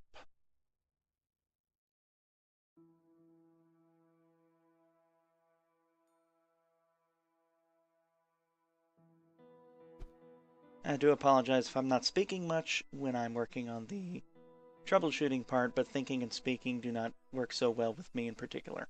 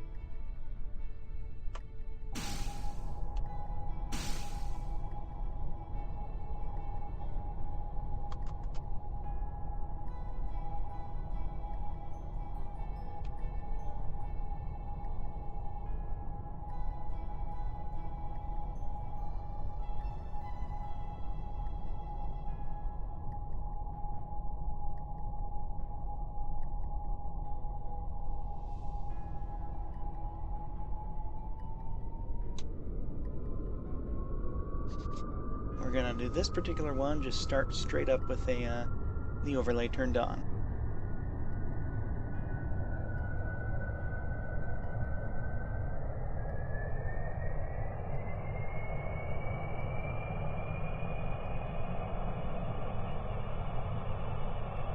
And immediately roll. Slight amounts of body lift just from our slight up angle from the gear. 40, 50, 60.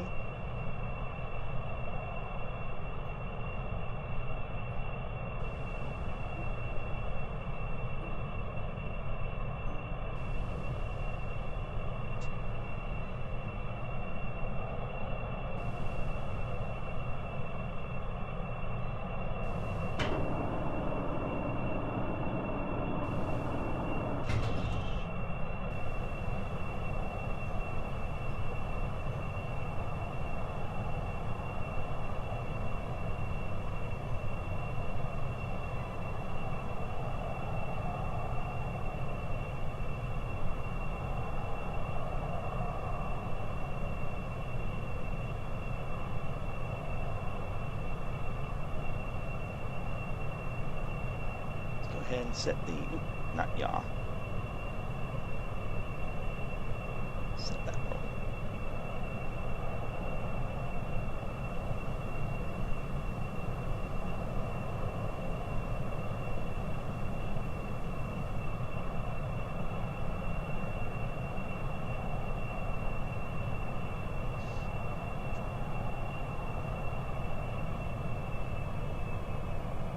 Throttle back.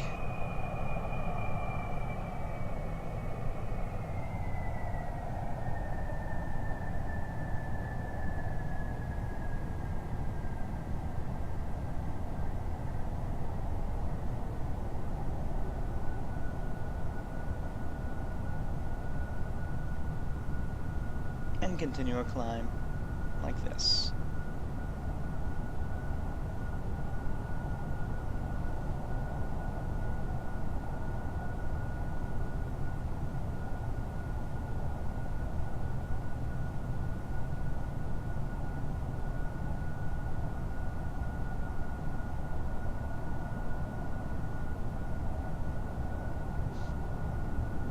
Our goal is to get to our 25,000 meter mark and achieve Mach 3.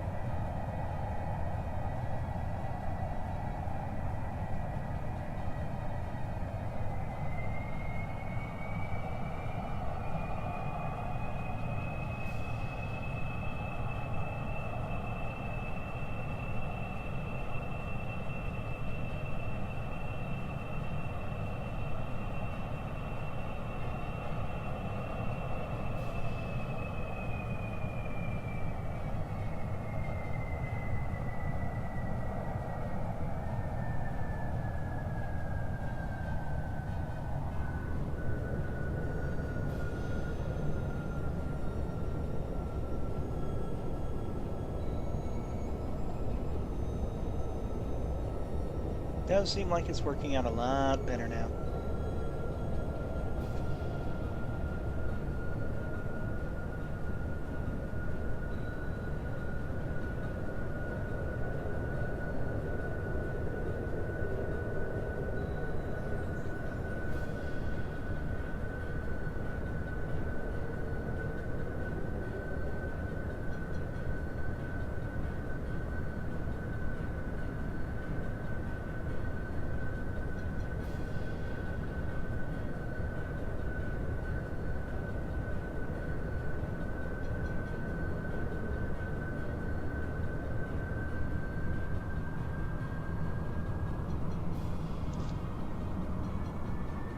As we gain altitude, definitely seeing a controlled pull on the underside surface. Definitely keeping our nose torqued in the right directions.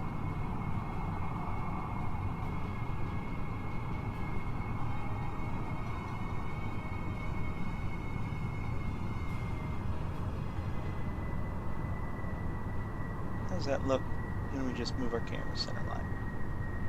Nice profile shot.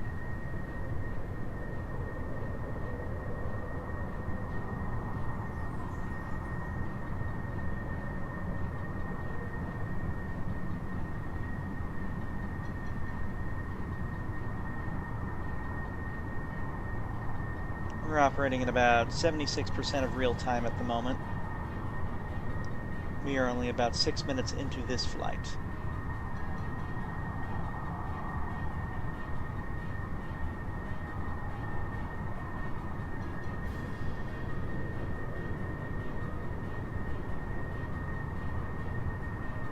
Current conditions, we got about an hour and 10 minutes of flight capability.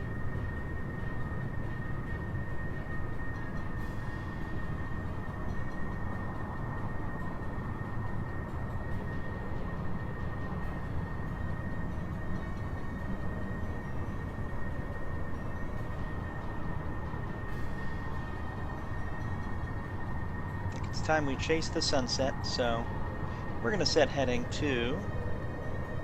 Let's see, what is that heading right now? 220? Go to 270 as we climb out.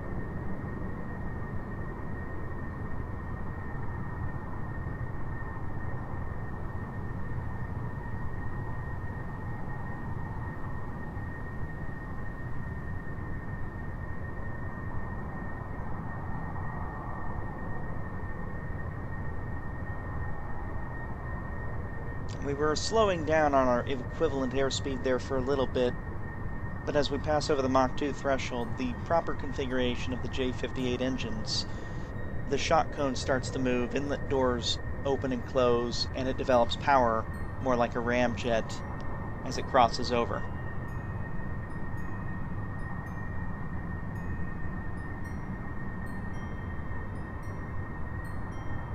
Now, at some point in all this, the temperature warning is probably going to pop up on my display. The temperature warning down at the bottom of the screen has already popped up, reading over 1,000 degrees Kelvin in the engines.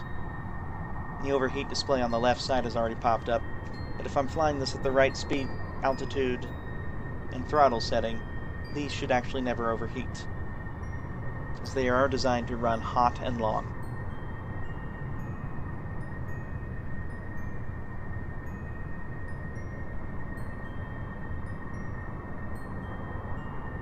We are 15 degrees from a desired heading,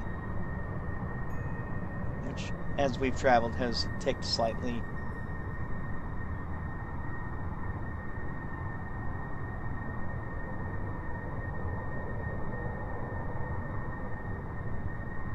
We are approaching optimal cruise altitude at this point, which shortly, as this thing starts to level out, I'll be able to adjust it and gun it.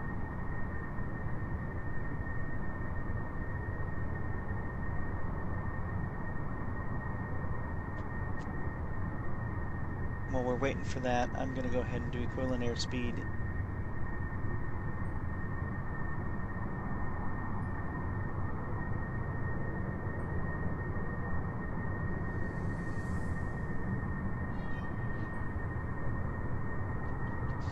And you may notice that because Kerbal likes to do its re-entry blaze of fire a lot sooner in terms of speed and air density and all that, simply because of the scaled down nature of Kerbal Space Program, we're going to catch fire here in a second as the high air pressure effect transitions from high air pressure into blazing inferno. The air temperature around the SR-71 is about 500 degrees Celsius on the nose.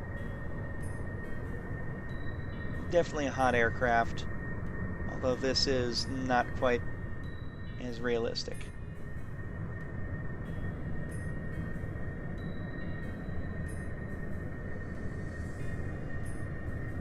Last 1,000 meters.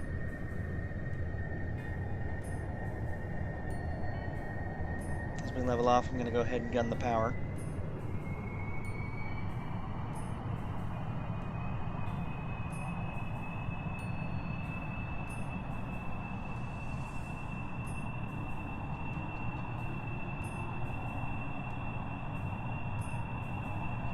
And there is our adjustment. And there's our temperature warning popping up. I believe I set it to about 75% of the hottest component's max temp, which is probably the left side J58P4, simply because it scans that first.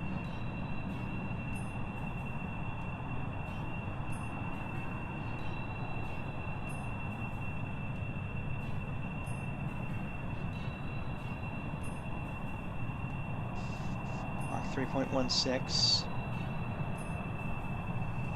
So we want a target speed of 430 and hold.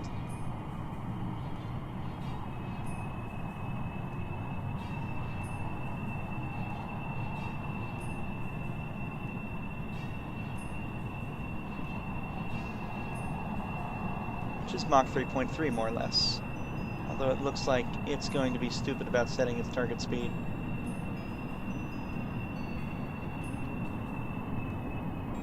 There it goes. Finding its bounding box.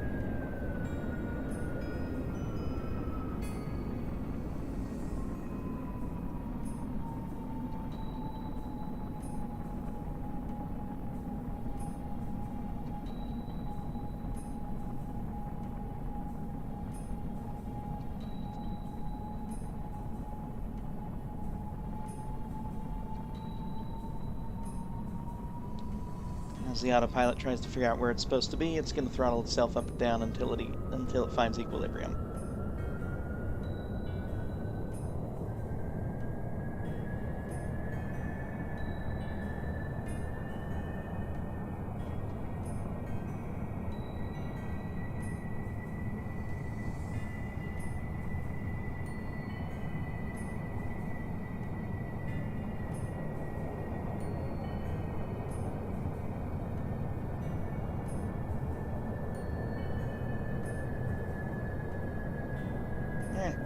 Adjusting that leading edge triangular shape edge may have messed with it leading into the inlet. Inlet's still doing its job though, so that's okay.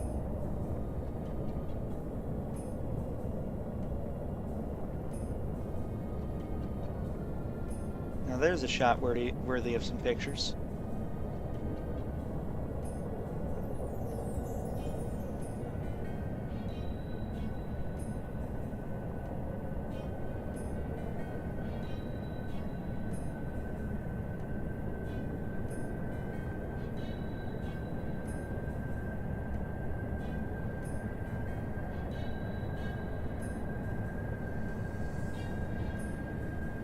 We've actually got some pretty good high altitude longevity on the engines at this throttle setting at this point. Once it stabilizes, we'll know exactly where we can be, but it looks like we're running at about 2 hours 26 minutes. A full circle curve-in time in this particular case should be about an hour and a half. Now, in my previous build, I did a red line, essentially took this thing all the way at the 30 kilometers while keeping the engine redlined all the way to max. And it ended up with an hour's flight time while screaming along at Mach 4.01.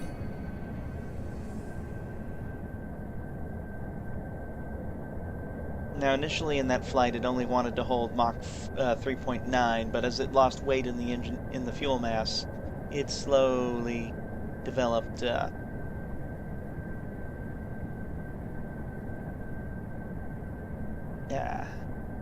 more speed as induced drag off the wings was decreased.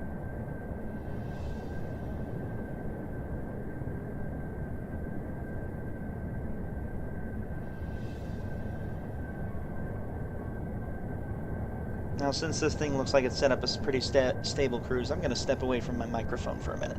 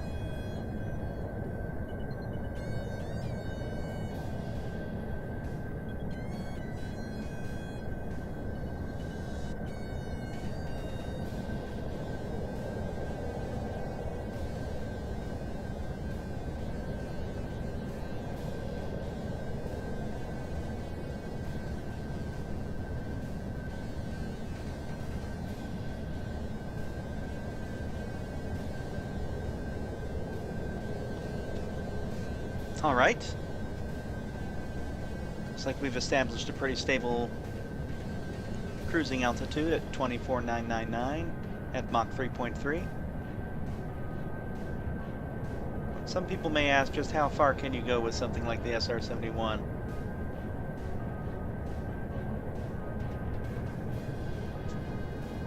And one of the things we can do there is, based on some flights, or at least recollections from some of the pilots of flights where over Iran they were being fired on by missiles and they gunned the throttle, they mentioned they'd see speeds that were obviously still classified, but they had never seen before, according to them.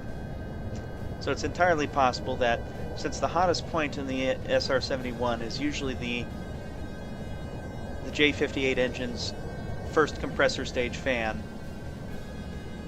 the failure point is obviously going to be the titanium fan blade on that stage, which means that, according to anyone who looks at the engine, this thing can just keep gaining speed until that fails.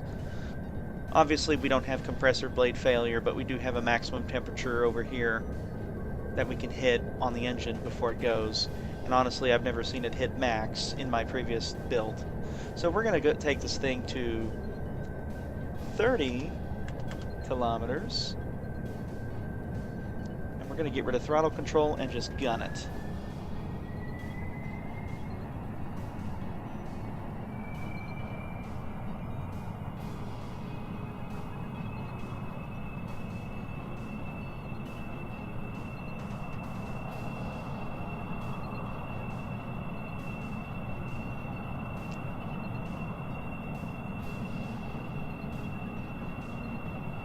Two hours of flight time on this thing is more or less where the SR-71 is supposed to be at cruise. Only things, of course, we're not simulating are leaking fuel like a sieve,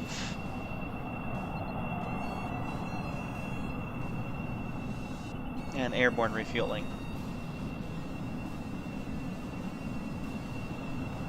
Although once we're at temperature and altitude, it seals up nicely, it doesn't leak like a sieve.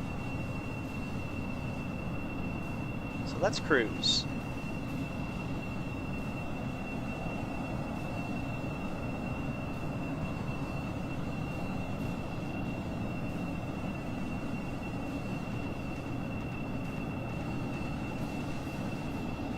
Just the question of the day is, how fast can you go?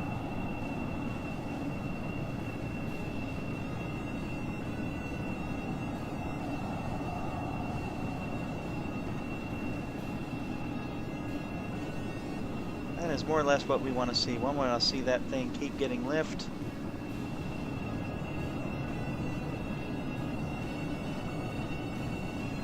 Keep accelerating through Mach numbers.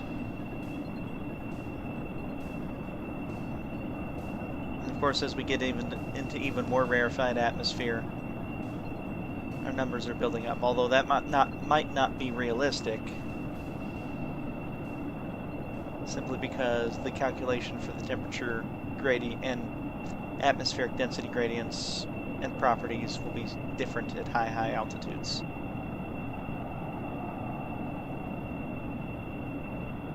And the model is probably not the most complex atmosphere model ever.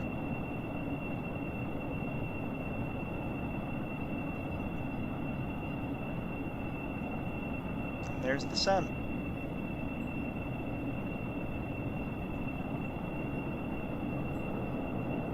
We will now then proceed to catch up with.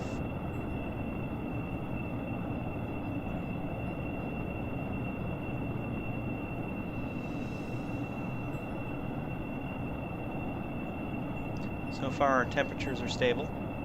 We look like we're re-entering at Mach 28 or something, but we're not.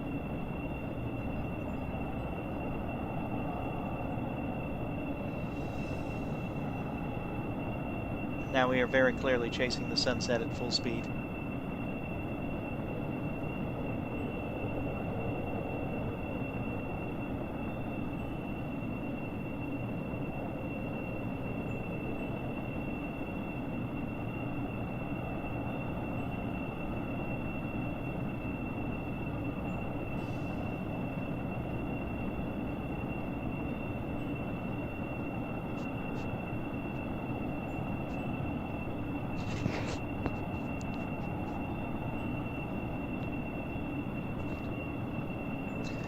Of course, this is going to be the quieter part of the video, aside from troubleshooting the problems we had earlier, simply because there's not really much to talk about when we're cruising at this speed, aside from we are now seeing speeds most people aren't used to seeing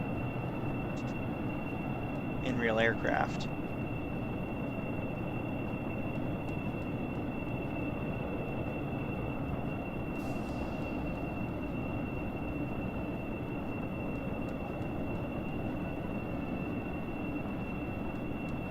Now, one thing that might also be reducing our top speed here is quite simply that extra added water mass that I put in the aircraft. The whole 8 tons of it. We'll add the induced drag, which will cause that to slow the vehicle down. Probably why we're running at Mach 3.62 and not Mach 0.9 or 3.9. Which, until we burn off like another quarter of the fuel tank, we probably won't see. Which just goes to show you that with the right mods installed, this actually starts to become a pretty good simulator profile.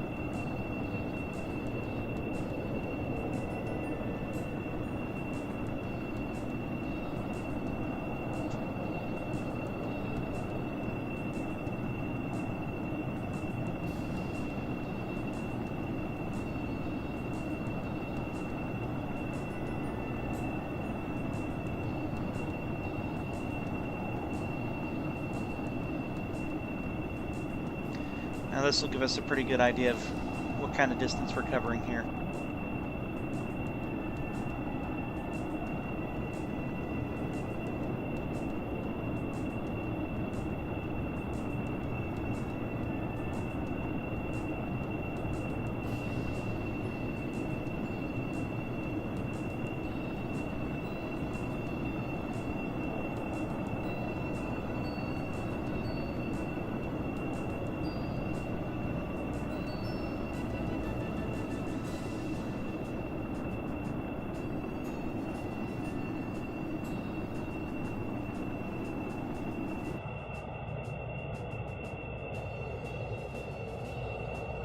Here's another good view of the kind of distance we're covering at speed now.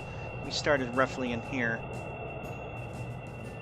in-game 21 minutes ago, and now we're out here.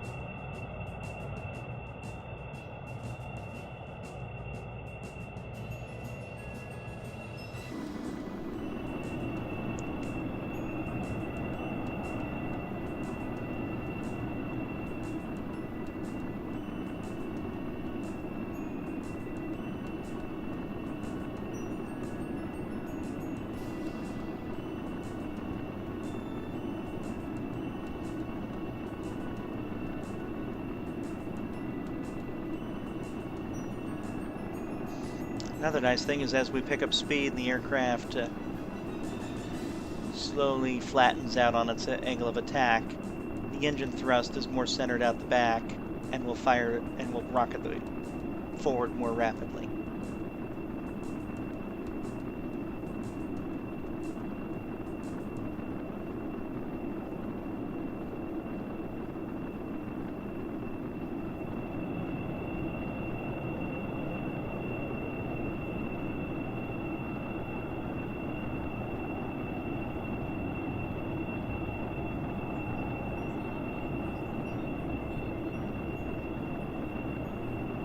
As you can see down here, even though we're gunning it, our speed is increasing very slowly since we've pretty much hit the max our aircraft can push simply based on the induced drag and mass limit of the aircraft. And it will slowly continue to tick up as we continue to burn off fuel. Meanwhile, as we continue to accelerate beyond the normal Mach numbers the SR-71 is used to, we will continue to pick up temperature slightly. We are real close to failure temp, but we are still 206 degrees Kelvin below it, which is safe enough to run continuously.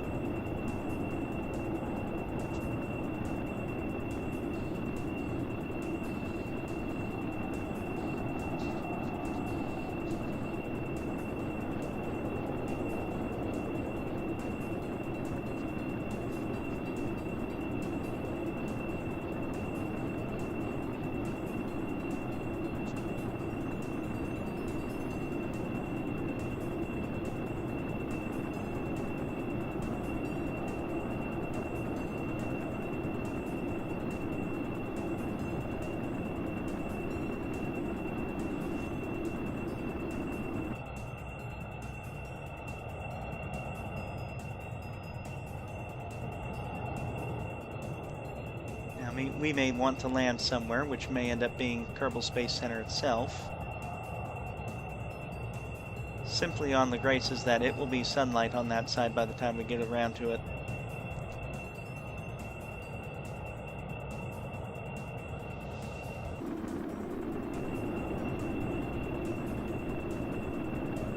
What we can do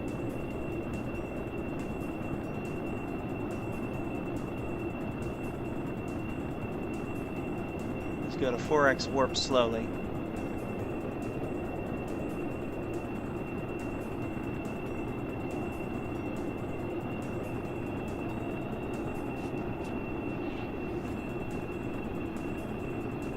Runs us at extremely low frames per second.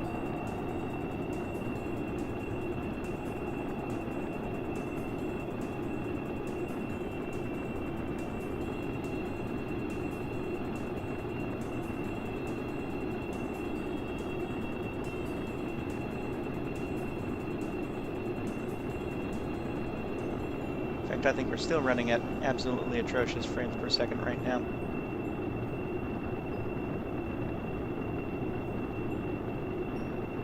At least our recording is running that slow.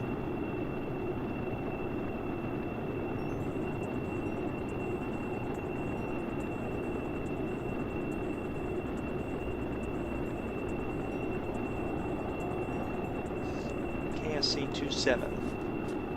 It's over 999 kilometers away.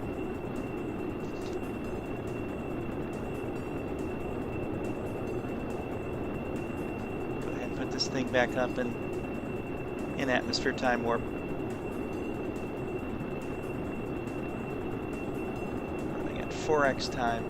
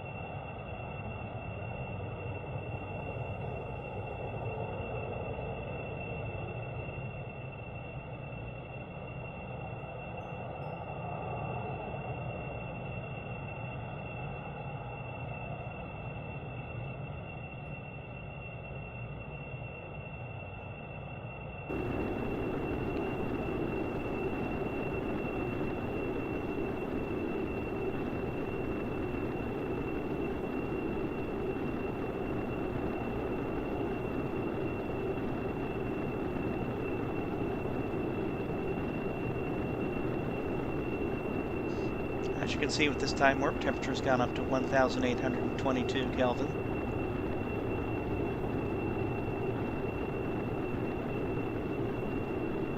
What I'm going to do now is I'm going to bring it back out of time warp here. And slow down to proper time and speed. And we're going to do a course correction.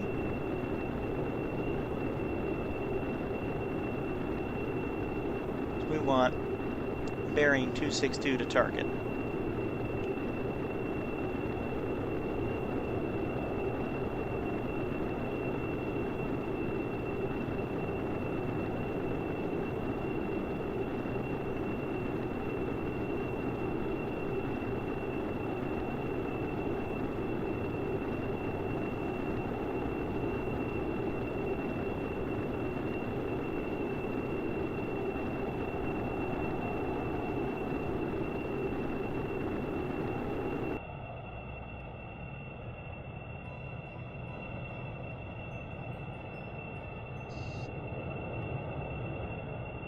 So far in flight, we have almost done a complete antipode flight, one side of the planet to the other.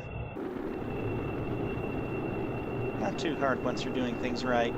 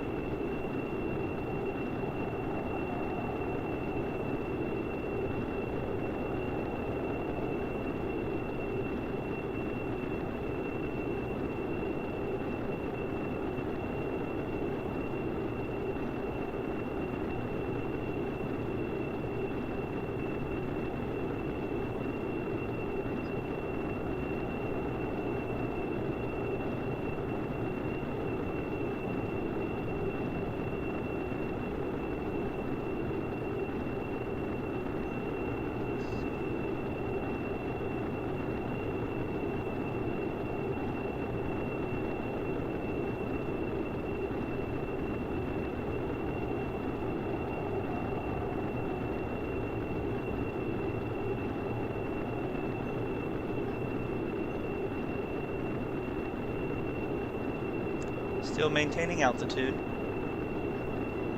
Temperature's still slowly climbing up. But we are almost on course for a straight shot into KSC.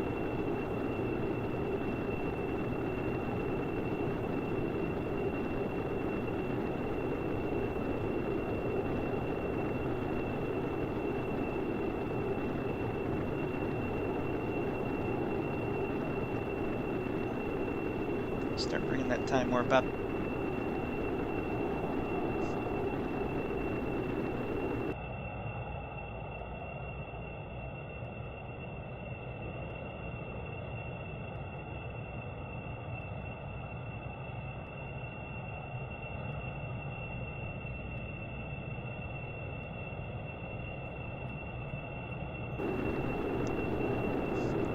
Equivalent to 37 minutes into this flight.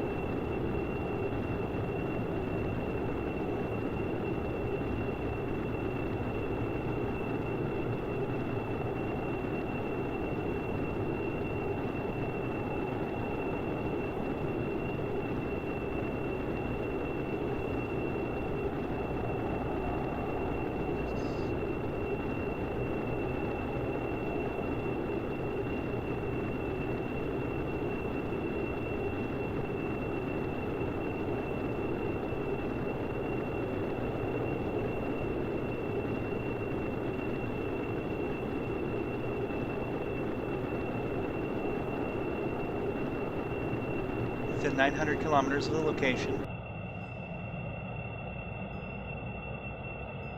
Should just be barely hitting dawn as we get there.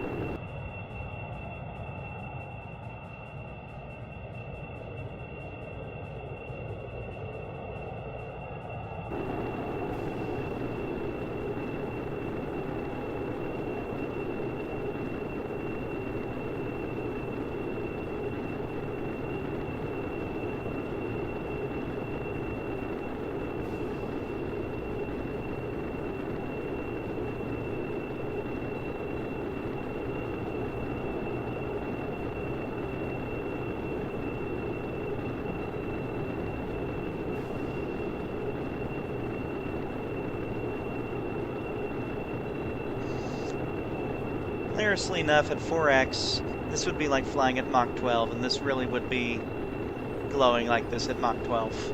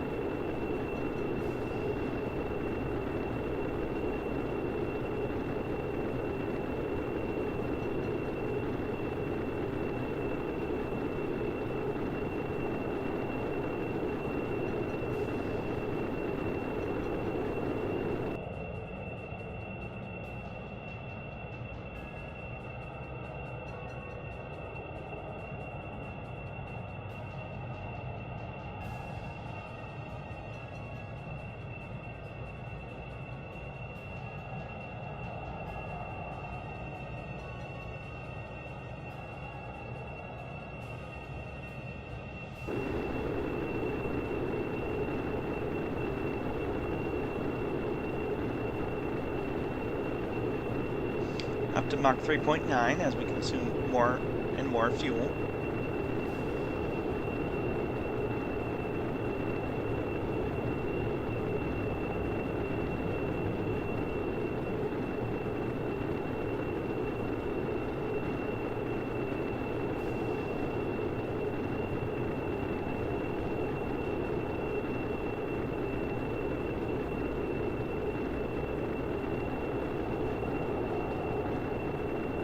return to real time here.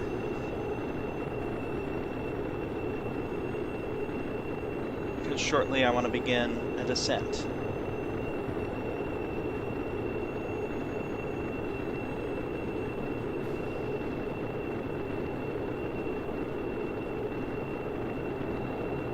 I'm going to make use of tack field balancer.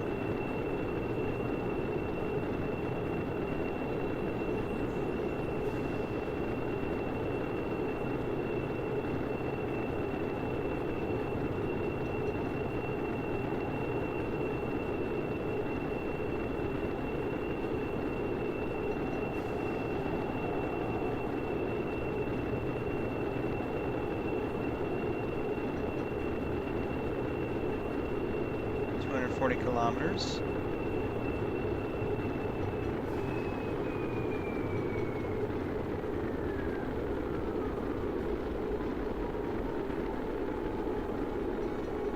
The KSC Islands are in the distance at 30 kilometers altitude.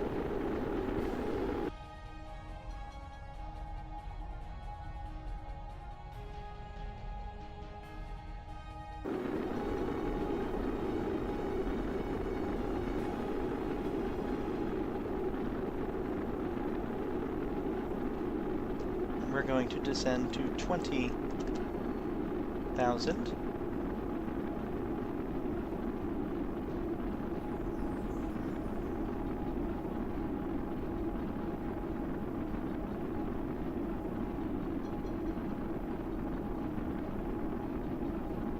Try and get some atmosphere under our wings so we can slow down quicker.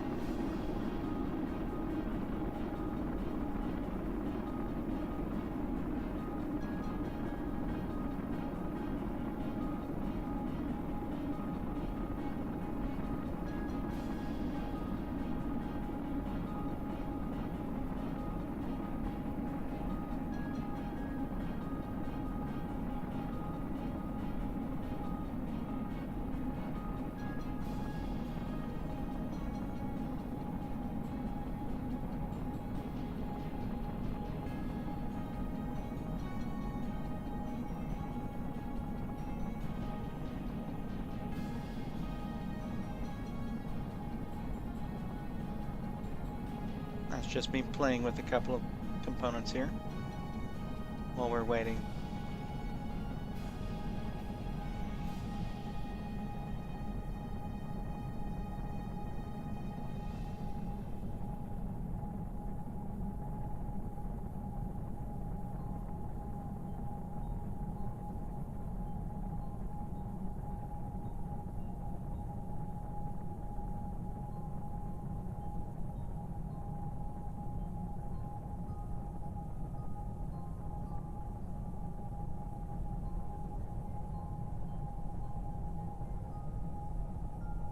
As we descend, we also put on some atmospheric bleed. We are losing overall speed as the Mach number decreases.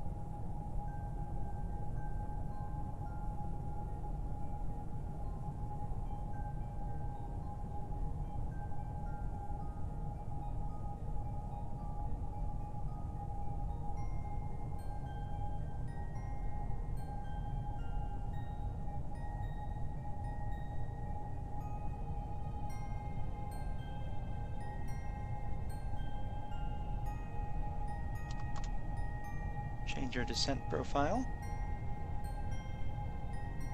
We're going to come in extremely fast and hot, but we need to descend quickly.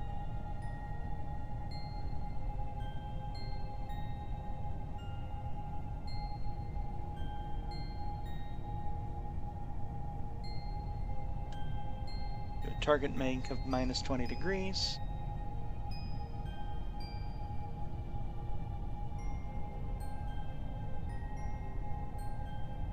And that will give us a controlled left roll as we descend.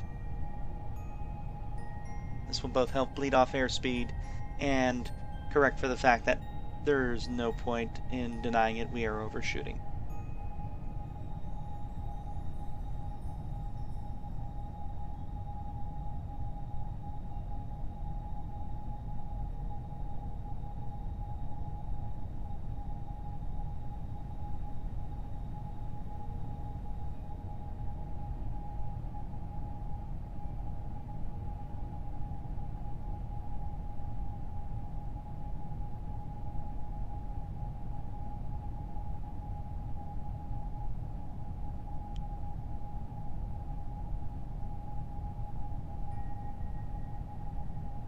That is KSC below us. With some add-ons.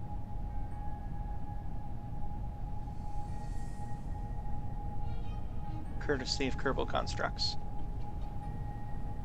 And Kerbal side.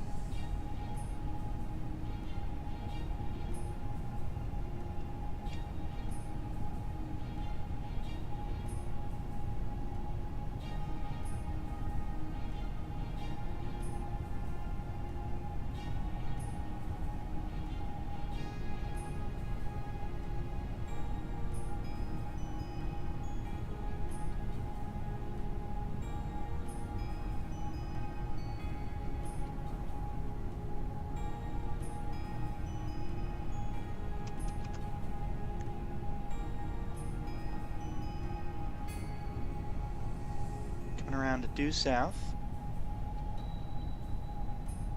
and then we will do a descent to 5,000 as I just typed in.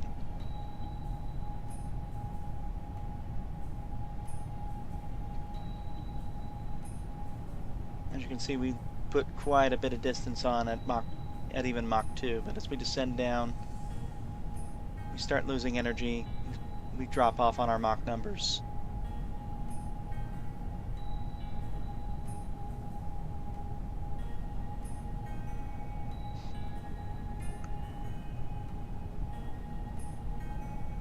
In SR-71, it is kind of important to know how to calculate for your descents.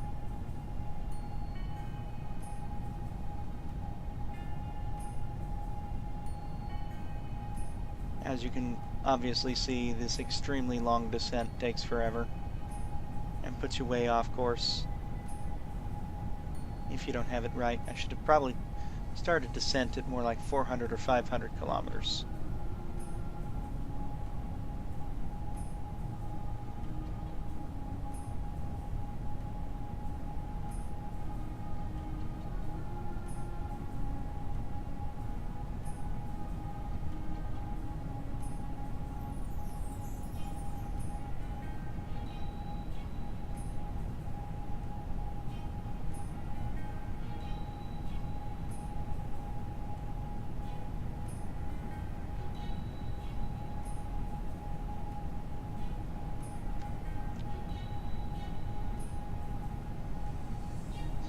We bleed off more energy as we drop in altitude. We start picking up equivalent airspeed once more.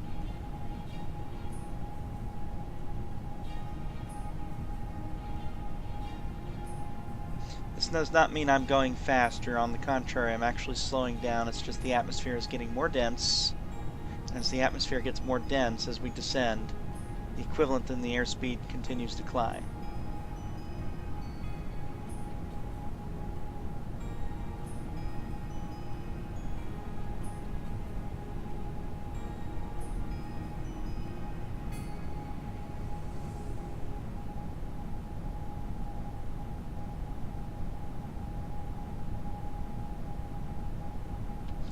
I'm going to adjust this so we don't overshoot our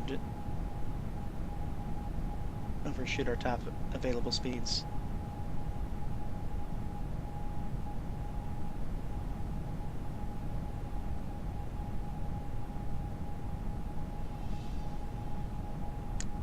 .600 knots equivalent airspeed would be the equivalent to Mach 1 at sea level.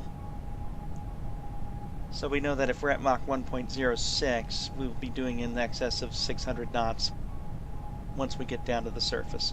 So we want to be subsonic before we descend much further. So we'll let a bleed off occur here. And then as we come around to face that island in the distance, we'll straighten out.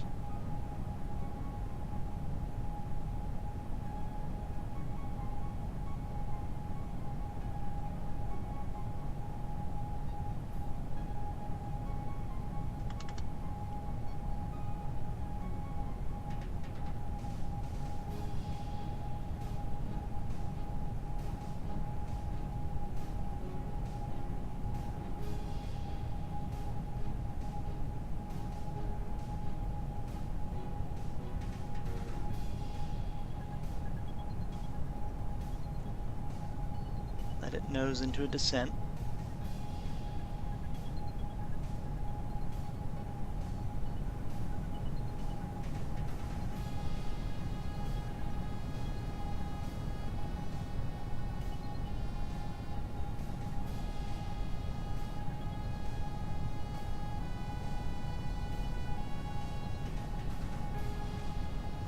As it comes around, start seeing our equivalent airspeed pick up.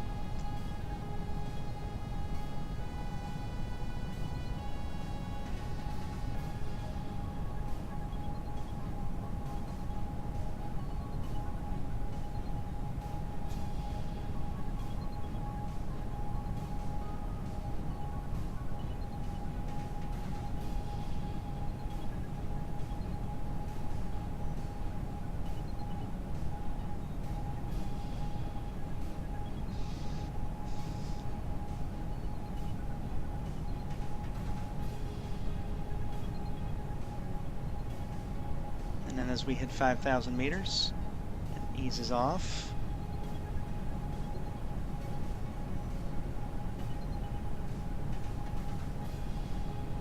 We want a target speed of 300 knots, which is probably going to ignore. Up there it goes.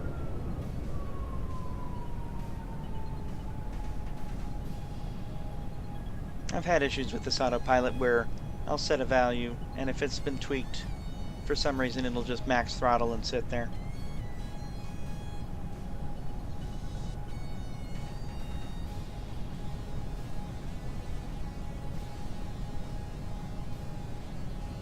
Right now we're just going to wait for the aircraft to bleed off speed.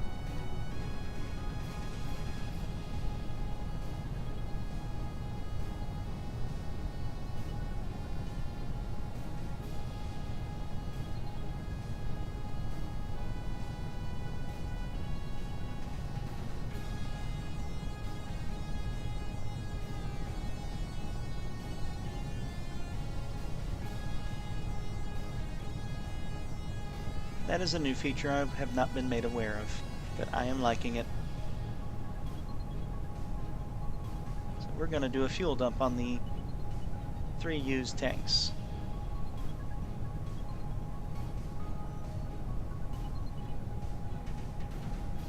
So I want to get us below half mass before descent.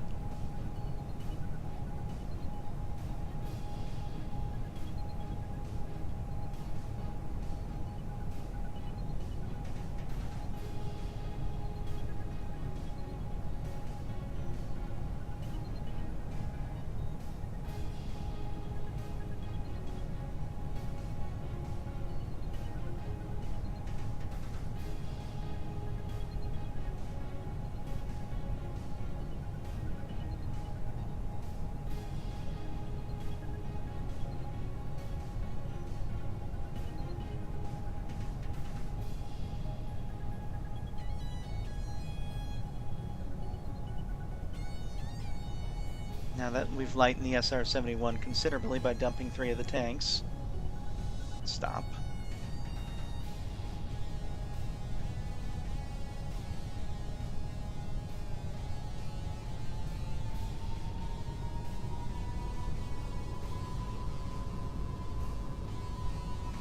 You can click out of this.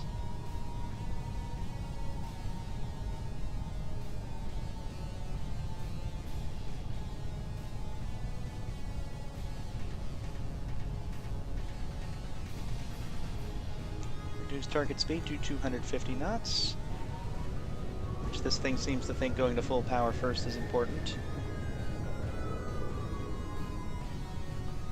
And then reduce speed to 1500, or reduce altitude to 1500. I could hand stick it in, but I don't feel like doing that just yet.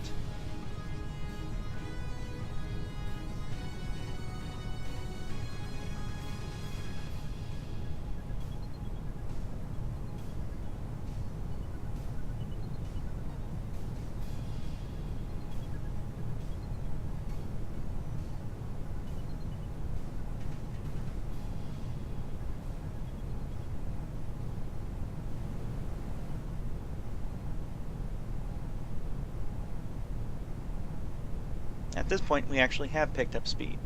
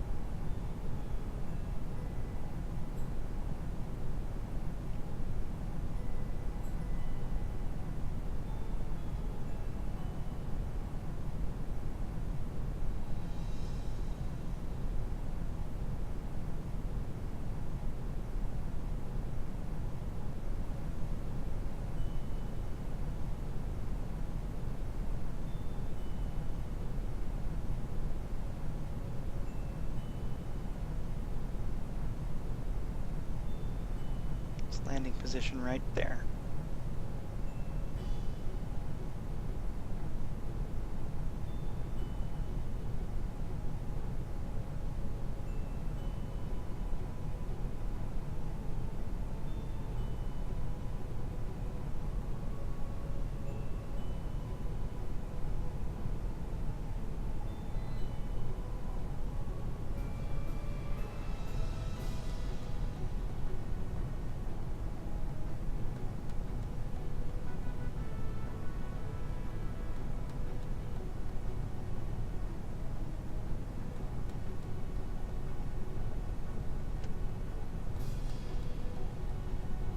Taking off roll and yaw control simply to begin a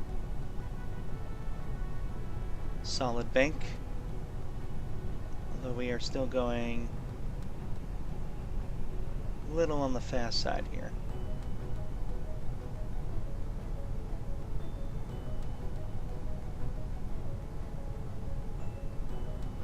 Nothing we can't fix with a couple of S-curves.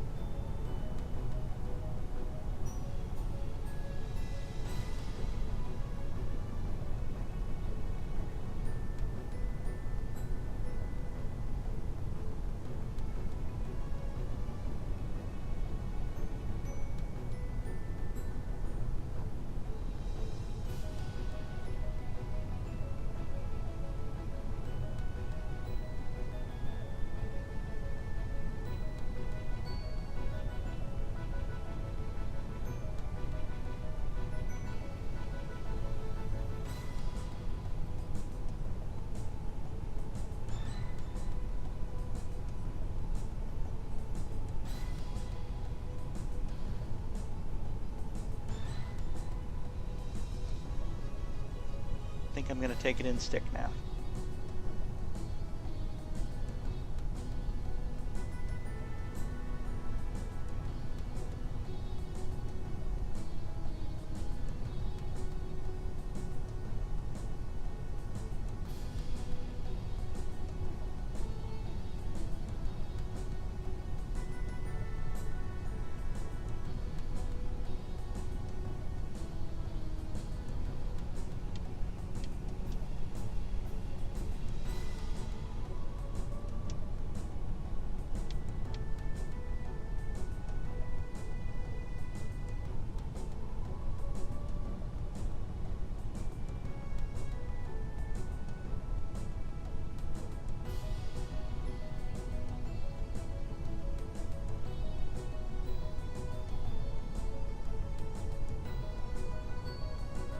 For an SR-71, 230 knots may seem fast for an approach, but that's actually standard for it. We just got to get ourselves back on the approach vector.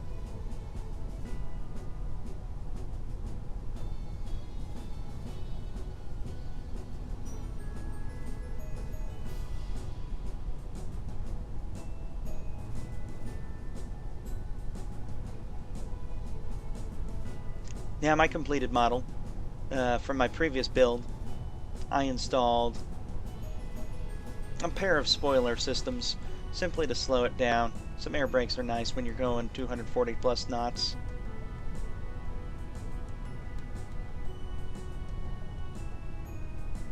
Go ahead, drop gear.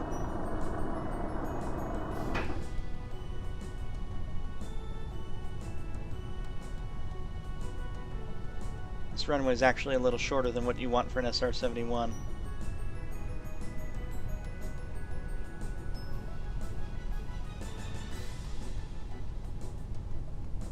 There's the glide slope coming on us as we turn into the runway position. So those two triangular arrows that are between the spheres on each side of the screen, that represents the glide slope. The glide slope is currently above us. We want the glide slope to come to the line, and we want to stay on the line as best as possible. That represents a 3-degree glide slope into the landing point down there. Also, we have a precision approach path indicator showing, looks like from this distance, half red, half white. Now it's 3 red, 1 white, which means we are dangerously below slope, although all red is all red, you're dead. So we want to get this approach. We are getting on path now, and we're on speed. Getting on speed is right where we want to be.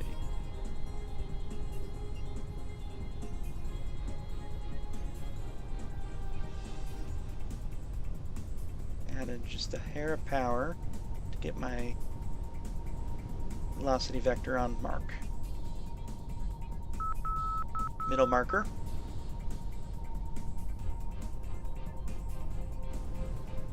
Power drop.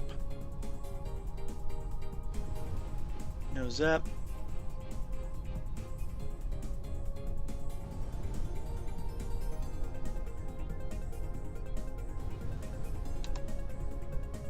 Start the brakes. Deploy chute.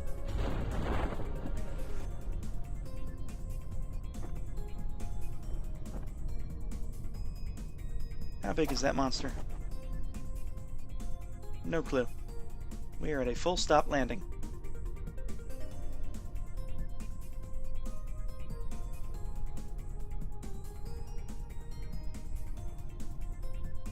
Engine shutdown.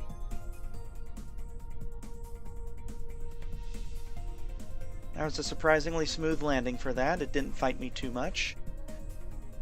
It's a little sensitive on the controls until it slows down. On the real SR-71, the control system actually adjusts itself to become less sensitive as the speed increases, so that the pilots can maintain control. In this particular case, that's not really a thing unless I go into Ferrum Aerospace Research's additional component functions, and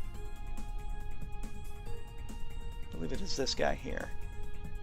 Flight assistance toggles. And control the limiter based on how fast I'm moving.